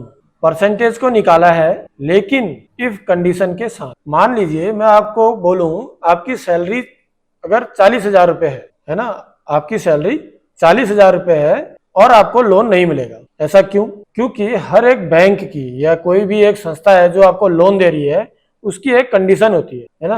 वो हो सकता है कि 10,000 रुपए हो। बैंक कहता है कि भैया अगर आपकी सैलरी 10,000 रुपए है और आपको आपकी सैलरी का, अगर हम एनुअल पूरी सैलरी को निकालें और उसमें से जो भी आपका टोटल आएगा उसका आपको 10% लोन मिलेगा। क्लियर है? तो उसी चीज के लिए हमने यहाँ पर इस फॉर्मूले को लगाया है। फॉर्मूले की कंडीशन क्या है, अगर आपकी टोटल बेसिक 4500 से ज्यादा होगी, किससे ज्यादा होगी, 4500 से ज्यादा होगी, तो आपको 30% का लोन मिलेगा। समझ रहे हैं? अदरवाइज नहीं मिलेगा। सेम फॉर्मूले को हमने यहाँ पर लगाया है, लाइव करके आपको दिखा भी देते हैं। इक्वल टू करते हैं इफ, यदि टोटल पर लिखी गई वैल्यू बड़ी हो। चलिए हम यहाँ पर एक कंडीशन और डाल देते हैं, बड़ी हो या बराबर हो। क्या कर देते हैं, बड़ी हो या बराबर हो किसके, 4500 के। तो जो हमारा बेसिक है, बेसिक क्या है हमारा, कहां पर लिखा गया है, I4 पर लिखा गया है, तो I4 का 30% आपको लोन मिलेगा, अदरवाइज लोन आपको नहीं मिलेगा, 0 मिलेगा। और हमने कर दिया एंटर। एक चीज का ध्यान रखिएगा, एक्सेल लास्ट में एक देखिए यहाँ पर क्या किया, मैं क्या भूल गया था, ब्रैकेट को बंद करना भूल गया था। तो एक्सेल ने कर तो दिया, लेकिन कई बार ये नहीं होता है और एरर दिखाने लग जाएगा, तो ब्रैकेट को बंद जरूर कर ले। तो हमने एंटर किया तो आंसर आ गया हमारा 0। अब मैं आगे की वैल्यू को चेंज कर देता हूँ, यहाँ पर कर देता हूँ मैं 4800। तो लोन कितना मिलेगा, 1440 रुपए। वैल्यू को कम करेंगे, 4300 कर देते हैं, तो कितना मिलेगा, 0। इस फॉर्मूले को आप यहाँ से पकड़कर ड्रैग कर सकते, यहाँ से आप इसको पकड़कर ड्रैग कर सकते हैं। चलिए हम इसमें परसेंटेज की वैल्यू को चेंज कर देते हैं, 30 की जगह पर हम कर देते हैं 10%। 10% करके हम इसको ड्रैग करते हैं, तो देखिएगा सारे आंसर चेंज हो जाएंगे। ये देखिए फॉर्मूला नीचे दिया गया है, स्क्रीनशॉट लेना ना भूलें। चलिए नेक्स्ट सीट पर चलते हैं। सेम यहाँ पर भी कुछ चीजें आपको दी गई हैं, अब आप इसको खुद से प्रैक्टिस करेंगे। आशा करते हैं इफ का फॉर्मूला आप अच्छी तरीके से सीख गए होंगे। अगर आपको नहीं समझ में आया है एक बार में, तो कृपया करके आगे ना बढ़ें, थोड़ा सा पीछे चले जाएं और फॉर्मूले को दोबारा से देखें। ठीक है फ्रेंड्स, तो यहाँ पर इस सीट को दिया गया है, इस सीट को आपने खुद से तैयार करना है। सेम इसी तरीके से फॉर्मूला क्या लगना है, वो फॉर्मूला आपको नीचे दिया गया। इतना ध्यान रखिए, जहां पर कॉमा है वहां पर कॉमा लगाना है, डबल इन्वर्टेड कॉमास जहां पर है वहां डबल इन्वर्टेड कॉमास लगाने हैं, ब्रैकेट को क्लोज करना है। ये छोटी छोटी चीजें हैं जो आपसे छूट जाएंगी, लेकिन थोड़ा सा प्रैक्टिस अगर आप करेंगे तो मास्टर हो जाएंगे आप। अब आगे बढ़ते हैं, नेक्स्ट शीट पर चलते हैं। काउंट। काउंट का मतलब क्या है, देखिए हमारे पास बहुत सारी वैल्यूज होती है, हमने तो 3 ही ली है ताकि आपको समझने में आसानी हो सकता है कि आपके पास आगे को बहुत सारी वैल्यूज हो। अब आप इसको क्या करेंगे, अगर आपको काउंट करना है कि कितनी जगह पर ये लिखा गया, तो आप क्या करेंगे, 1 2 3 4 5 इस तरीके से आप इसको काउंट करेंगे। तो यहाँ पर उसके लिए एक फॉर्मूला है। फॉर्मूला क्या लगाया गया है, आप ऊपर फॉर्मूला बार में देख सकते हैं, is equal to count bracket start A3 कौन सा है, ये वैल्यू, ठीक है, A3 से C3 तक, समझ रहे, यानी कि यहां से लेकर यहां तक कितनी वैल्यू है हमको गिन के ये बता। इसके 2 तरीके से फॉर्मूले लग सकते हैं। एक तो आप पर्टिकुलर हर एक सेल एड्रेस को यहाँ पर डाल दें, या आप पूरी सेल की रेंज दे। तो इजी कौन सा है, सेल की रेंज को देना। सेल की रेंज को आप यहाँ पर दे दीजिए और आपका आंसर निकल के आ जाए। उसके बाद चलते हैं नेक्स्ट फॉर्मूले पर, नीचे आ जाते हैं। अब यहाँ पर लिखा हुआ है काउंटा। ये क्या करता है, देखिए दोनों फॉर्मूले सेम ही है, दोनों का काम काउंट करने का ही है, लेकिन अब दोनों में फर्क समझ लीजिए। इन दोनों में फर्क यह है, काउंट जो है ना वो सिर्फ नंबर्स को काउंट करता है। किसको, सिर्फ नंबर्स को। ध्यान रखिएगा, काउंटा नंबर के साथ नाम या कोई कैरेक्टर कुछ भी लिखा हुआ होगा उसको भी काउंट। यहाँ पर देख लेना वैल्यू आई है 2। चलिए हम ऊपर वाले फॉर्मूले पे चलते हैं। हमने यहाँ पर एक फॉर्मूला लगाया हुआ है ना काउंट का, मैं इसके आगे से अपना नाम लिख देता हूँ और एंटर करता हूँ। तो क्या इसने इसको प्लस किया, नहीं किया, लेकिन इसी की जगह पर अगर मैं यहाँ पर कोई वैल्यू को डाल दूं ना, तो ये इसको काउंट कर देगा। देखिए आंसर अपने आप चेंज हो गया। समझ गए फ्रेंड्स, तो काउंटा क्या करेगा, शब्दों के साथ, यानी कि नाम हो या किसी जगह का नाम हो या पर्टिकुलरली कोई अलग से कोई वर्ड लिखा गया हो, उसको भी ये काउंट करके बता दे। तो चलिए नेक्स्ट सीट पर चलते हैं। अब आ गया काउंट ब्लैंक, यानी कि ब्लैंक एरिया को काउंट करने के लिए। आपके पास बहुत सारी वैल्यू है, बीच में कितने कॉलम आपके खाली हैं, अगर आपको इसको जानना है तो आप यहाँ से काउंट ब्लैंक को लगा सकते हैं। फॉर्मूले को लगाने का तरीका सेम है, यहाँ पर आपको फॉर्मूला दिया गया है। आगे से आप सेल एड्रेस बाय रेंज, पूरी रेंज दे देंगे जहां से जहां तक आपको वैल्यू चाहिए, और आपका आंसर निकल के आ जाएगा। ब्लैंक कितने एरिया है वो दिखा दे। देखिए यहाँ पर फर्स्ट वाले में 1 है, सेकंड वाले में 2 है। तो जब आप फॉर्मूले को लगाएंगे तो आपको आंसर सेम मिलेगा। करके देखिएगा। किसी भी फॉर्मूले को ये मत सोचिएगा कि ये हमारे यूज का नहीं, कोई भी फॉर्मूला कभी भी यूज में आ सकता है ना। और एक्सेल जिसको आता है ना उसकी डिमांड बहुत ज्यादा है मार्केट, ये ध्यान रखिए, ठीक है। जो स्टूडेंट हैं वो अभी जॉब के बारे में ना सोचें। नेक्स्ट फॉर्मूला है फाइंड। स्पेलिंग मिस्टेक्स बहुत ज्यादा होती है मुझसे, थोड़ा सा इंग्लिश में कमजोर हूं ना फ्रेंड्स, मजाक एक तरफ। अब देखते हैं नेक्स्ट फॉर्मूला फाइंड। फाइंड में हम क्या चीज फाइंड कर रहे हैं, ई को। किस शब्द को हम ढूंढ रहे हैं, ई शब्द। आप कोई भी शब्द ले सकते हैं जो भी आपके कैरेक्टर में है। अगर आपको ढूंढना है एक A to Z कोई भी आप कैरेक्टर यहाँ पर डाल दीजिए, आ जाए। फॉर एग्जाम्पल हमने ई लिया हुआ है, हम ई को सर्च करें तो ये फॉर्मूला आपको दिखाएगा कि ई कहाँ पर लिखा गया है। अगर आप स्मॉल लिखेंगे तो ये स्मॉल को सर्च करेगा, अगर आप कैपिटल लिखेंगे तो ये कैपिटल शब्द को ही सर्च करेगा, ठीक है। तो हमने यहाँ पर फॉर्मूले को लगाया है। फॉर्मूले को लगाने के बाद आप देखेंगे तो ई कहाँ पर लिखा हुआ है, फर्स्ट पर। तो इसने क्या दिखा दिया, नंबर 1 पर लिखा हुआ है कैपिटल ई। अब हम इसको स्मॉल कर देते हैं और एंटर कर देते हैं।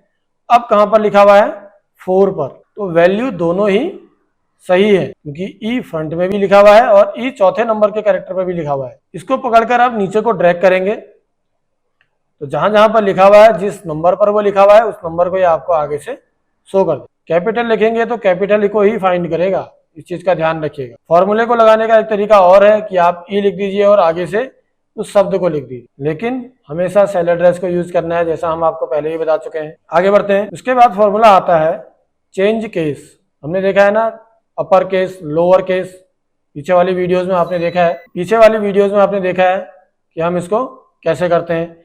यहाँ पर भी आप इसको कर सकते हैं। कैसे करेंगे, उसके लिए फॉर्मूला है। फॉर्मूला यहाँ पर लगाया गया है, देखिए इज इक्वल टू अपर। इस फॉर्मूले को यहाँ पर लगाया गया है। एक्चुअली ये हमने बाद में आपको दिखाने के लिए फॉर्मूले को आगे टाइप किया है, तो हम आगे से इसके कॉमा को अगर हटा दें तो ये आंसर आपको दिखा देगा। देखिए यहाँ पर फॉर्मूला क्या है, पहले ये देख लीजिए।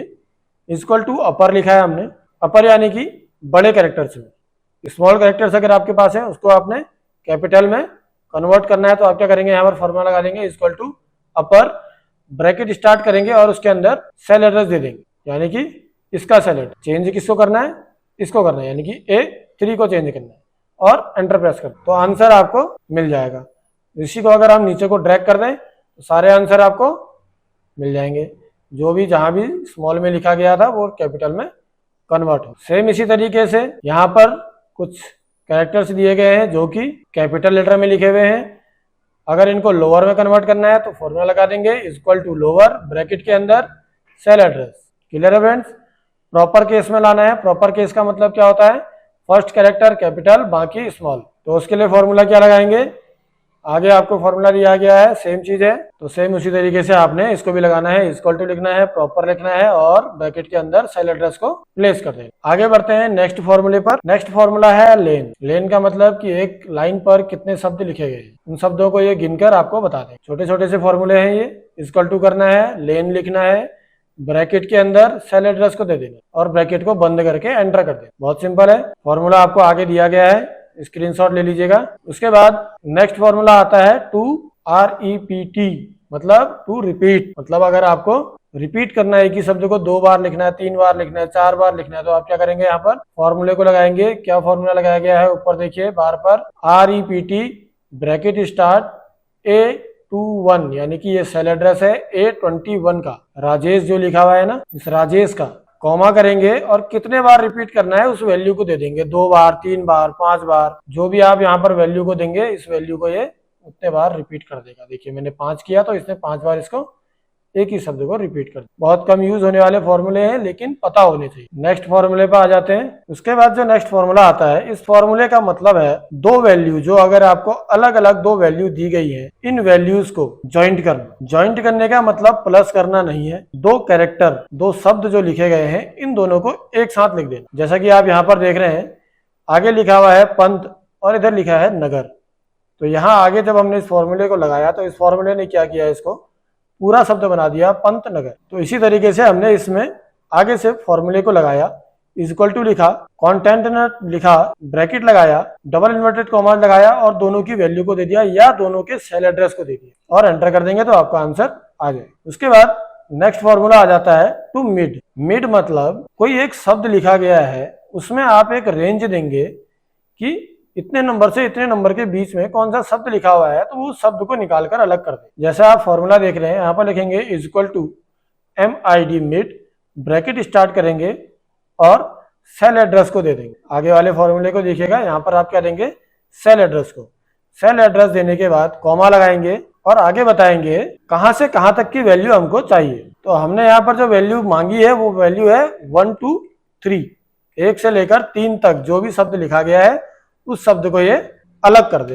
एंटर करेंगे तो आपका आंसर आ जाएगा। सेम अगर हम इसको चेंज कर दें, 3 to 6 कर देते हैं, चलिए एंटर करते हैं। तो इसके बीच में क्या लिखा हुआ है, तीसरे नंबर पर डैश लगा है, तो यहाँ भी डैश आ गया है और बाकी आगे का शब्द आ गया। उसके बाद डाटा का फंक्शन है, नीचे आप देखेंगे अगर आपको टुडे लिखना है, यानी कि आज की डेट लिखनी है, आपका फॉर्मूला क्या होगा, ऊपर देखिए बार में इक्वल टू लिखेंगे, टुडे लिखेंगे, ब्रैकेट ओपन करेंगे और ब्रैकेट को क्लोज कर देंगे और एंटर कर दें। सिंपल है। ऐसी नाव में भी हम यही करेंगे, नाव लिखिएगा और ओपन और क्लोज कर देंगे, एंटर कर देंगे। तो आज का जो डेट है और टाइम है वो अभी आपको यहाँ पर शो। नेक्स्ट फॉर्मूला आ जाता है डे का। अगर आपके पास कोई एक डेट है, उस डेट में से डे को आपने अलग करना है, यानी कि दिन को अलग करना है।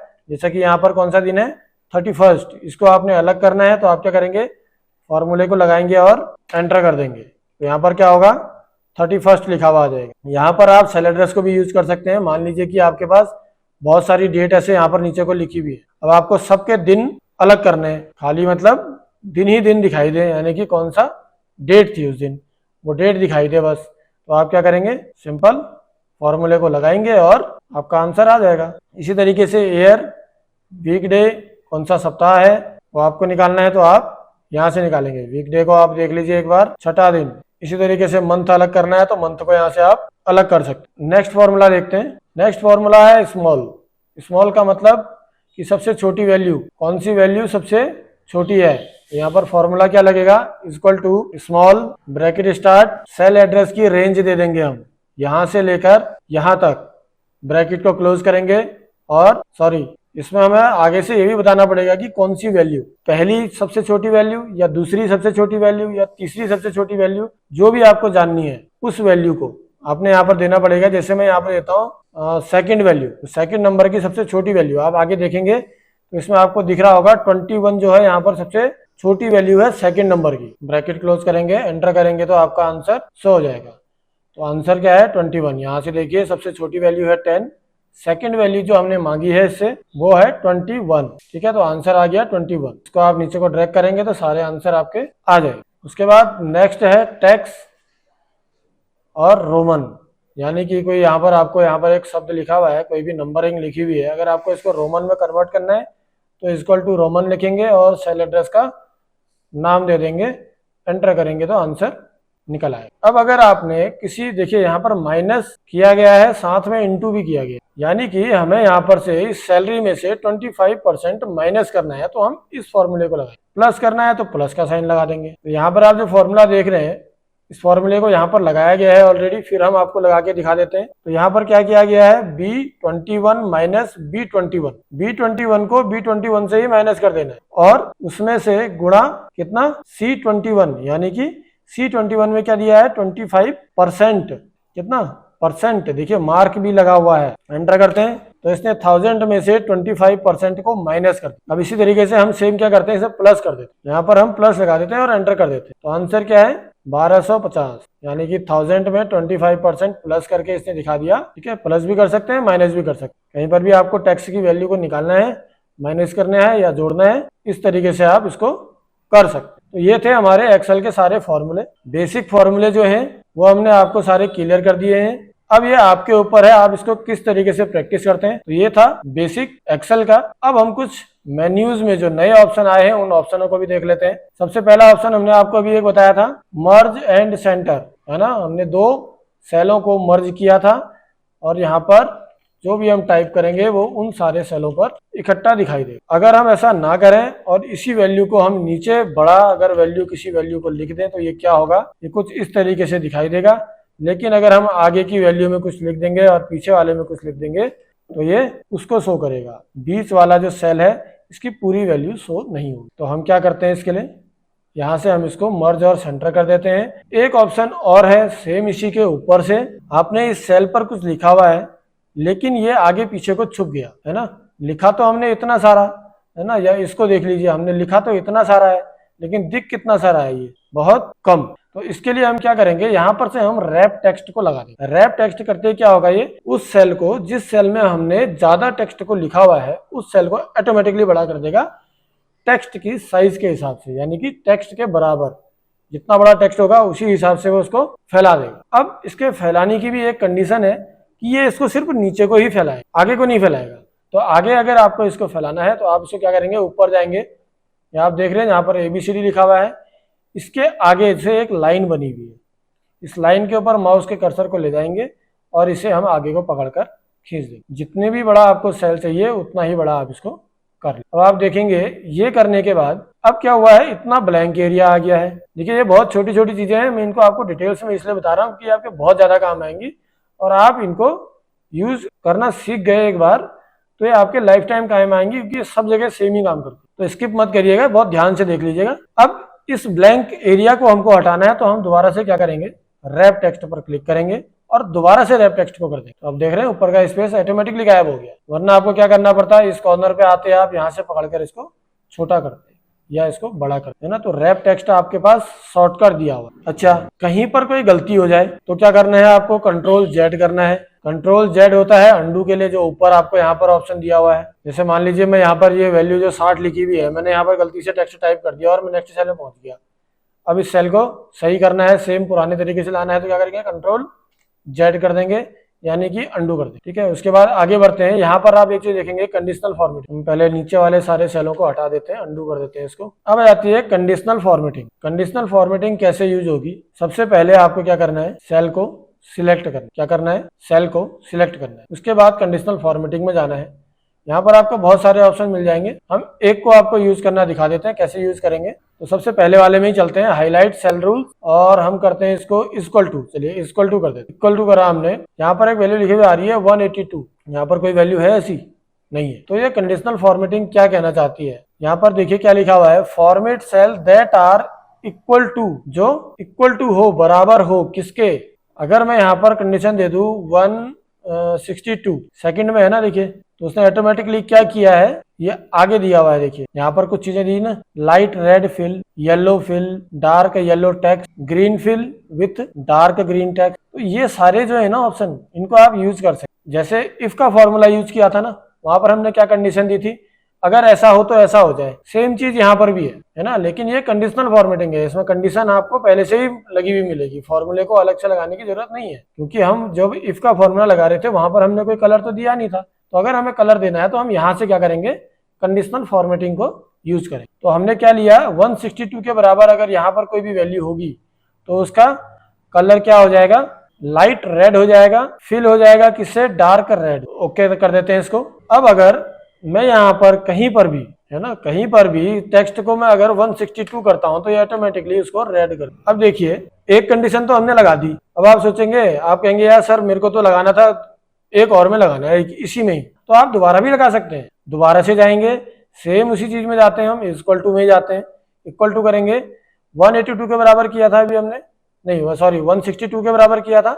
अब हम इसको कर देते हैं 200 के बराबर हो, तो ये क्या करते हैं, इसको कलर को येलो कर दें, ओके कर देते हैं। अभी तो यहाँ पर कोई वैल्यू है नहीं ऐसी, तो हम एक वैल्यू को चेंज करते हैं, हम इसको कर देते हैं 200। दूसरी वैल्यू को हम चेंज करते हैं, जो हमने पहले यहाँ पर वैल्यू ली हुई है ना, इस वैल्यू को भी हम 200 कर देते हैं। हो गया चेंज, समझ गए होंगे फ्रेंड्स। तो कंडीशनल फॉर्मेटिंग कहाँ पर यूज होगी, जैसे हमने लास्ट उसमें देखा था ना, डिवीजन निकाली थी, सेम यहाँ पर भी आप इसको यूज कर सकते हैं। जहां पर आपका फर्स्ट लिखा हुआ हो वो आपका ग्रीन हो जाए, जहां पर फेल लिखा हुआ हो वो रेड हो जाए। तो इस तरीके से आप कंडीशन को दे सकते हैं। कंडीशन देने के बहुत सारे तरीके हैं। ग्रेटर देन, अगर वैल्यू इससे बड़ी हो तो ये वाला कलर आ जाए। ठीक है, एक चीज और दिखा देते हैं आपको। यहाँ पर क्या होता है कि हमने वैल्यू दे दी, सब कुछ दे दिया, यहाँ पर कुछ ऑप्शन है, नीचे एक ऑप्शन देखेंगे आप कस्टम फॉर्मेट का। आप खुद से भी इसको कस्टम फॉर्मेटिंग दे सकते हैं। रेगुलर करना है, बोल्ड, इटैलिक, जो भी आपको करना है आप यहाँ से सिलेक्ट कर सकते हैं। बॉर्डर अगर आपको देना है तो बॉर्डर आप यहाँ से दे सकते हैं। फिल यानी कि कलर, कलर आपको कोई दूसरा कलर देना है, आपको नहीं आ रहा है पसंद ग्रीन वगैरह जो वहां पर पहले से दिए हुए हैं, तो आप यहाँ से चेंज कर सकते हैं।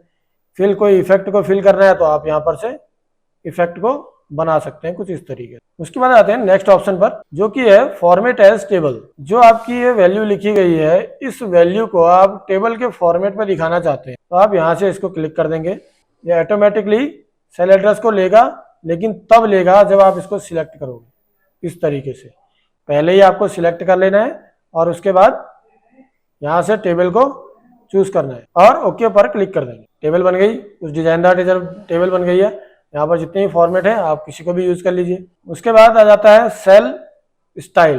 किसी भी सेल की स्टाइल देनी है, जैसे हमने यहाँ पर अभी कंडीशनल फॉर्मेटिंग लगाई है ना।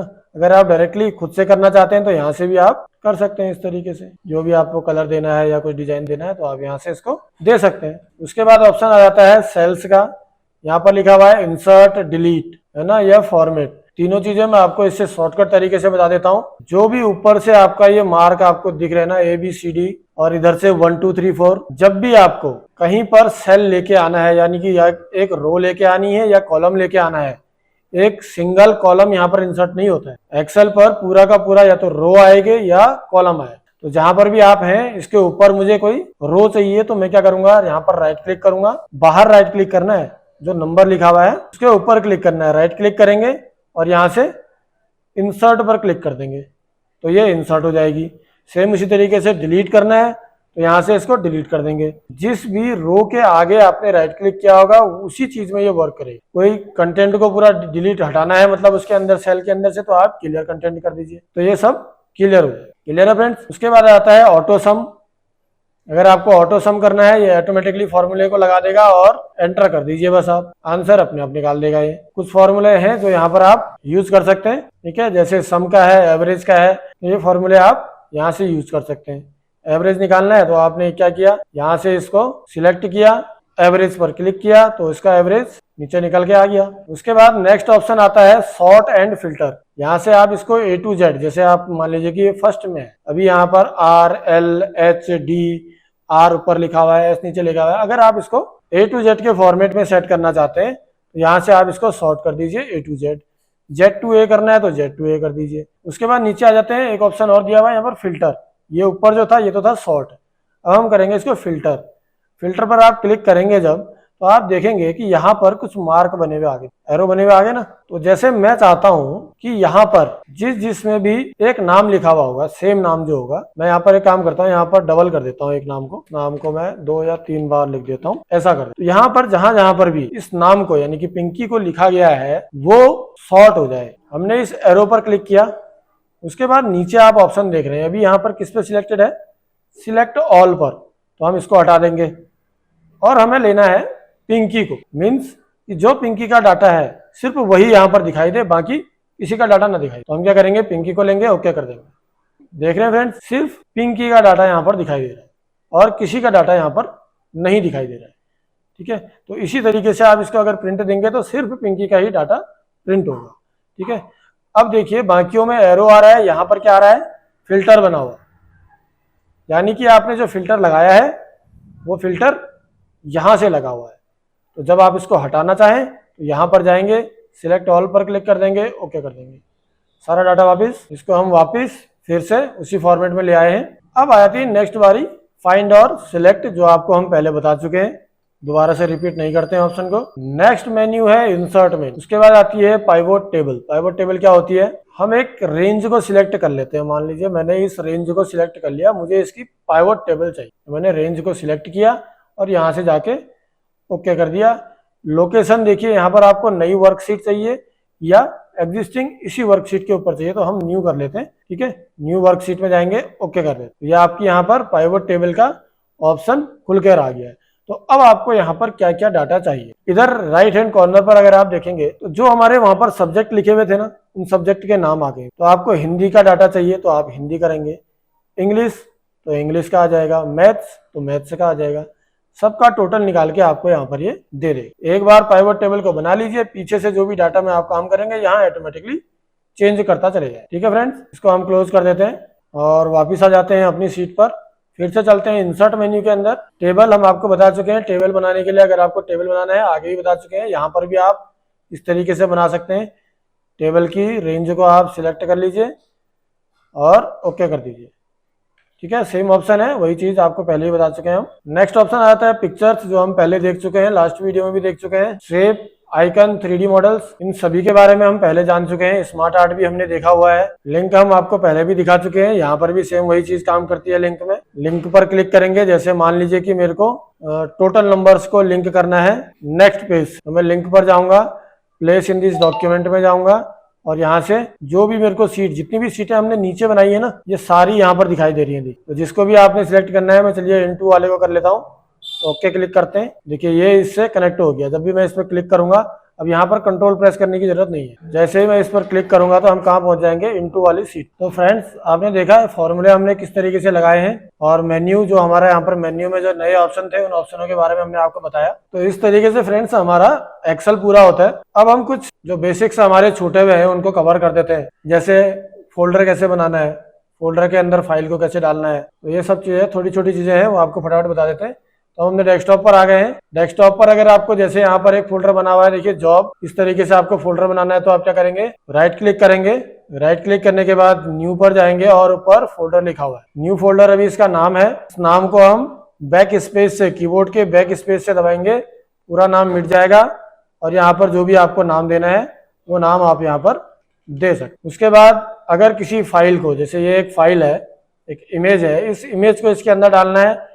नंबर 1 ऑप्शन क्या है, आप इसको पकड़िए और इसके अंदर प्लेस कर दीजिए, उठा के छोड़ दीजिए। दूसरा, आपको यहाँ से इसको कट या कॉपी, जो हमने अंदर इंटरनल में वर्क किया था कट और कॉपी, उन ऑप्शन को आप सेम यहाँ पर भी यूज कर सकते हैं, वही शॉर्टकट लगता है। दूसरा तरीका है, इसको यहाँ से हम कट या कॉपी कर लेंगे उसी तरीके से जैसे हमने इंटरनल फाइल के अंदर किया। कंट्रोल C करेंगे तो कॉपी हो जाएगा, कंट्रोल X करेंगे तो कट हो जाएगा, और इस फोल्डर के अंदर आएंगे, यहाँ आके इसको पेस्ट कर देंगे कंट्रोल V के साथ। ठीक है फ्रेंड्स, तो ये था आपका कट और कॉपी। उसके बाद आपको कोई भी प्रोग्राम अगर सर्च करना है तो आप कहाँ से करेंगे, या तो नीचे यहाँ पर सर्च बार जो आपको दिखाई दे रहा है यहाँ से करेंगे, या मेन्यू के अंदर जाएंगे और यहाँ से भी आप इसको देख सकते हैं। जो भी प्रोग्राम आपके होंगे ऑल एप्स के अंदर जाएंगे तो यहाँ आपको सभी ये दिखाई दे जाएंगे। फ्रेंड्स हमने वर्ड और एक्सेल को भी इसमें आपका कवर कर दिया है, जो कि हमारा पार्ट 6 था बेसिक का।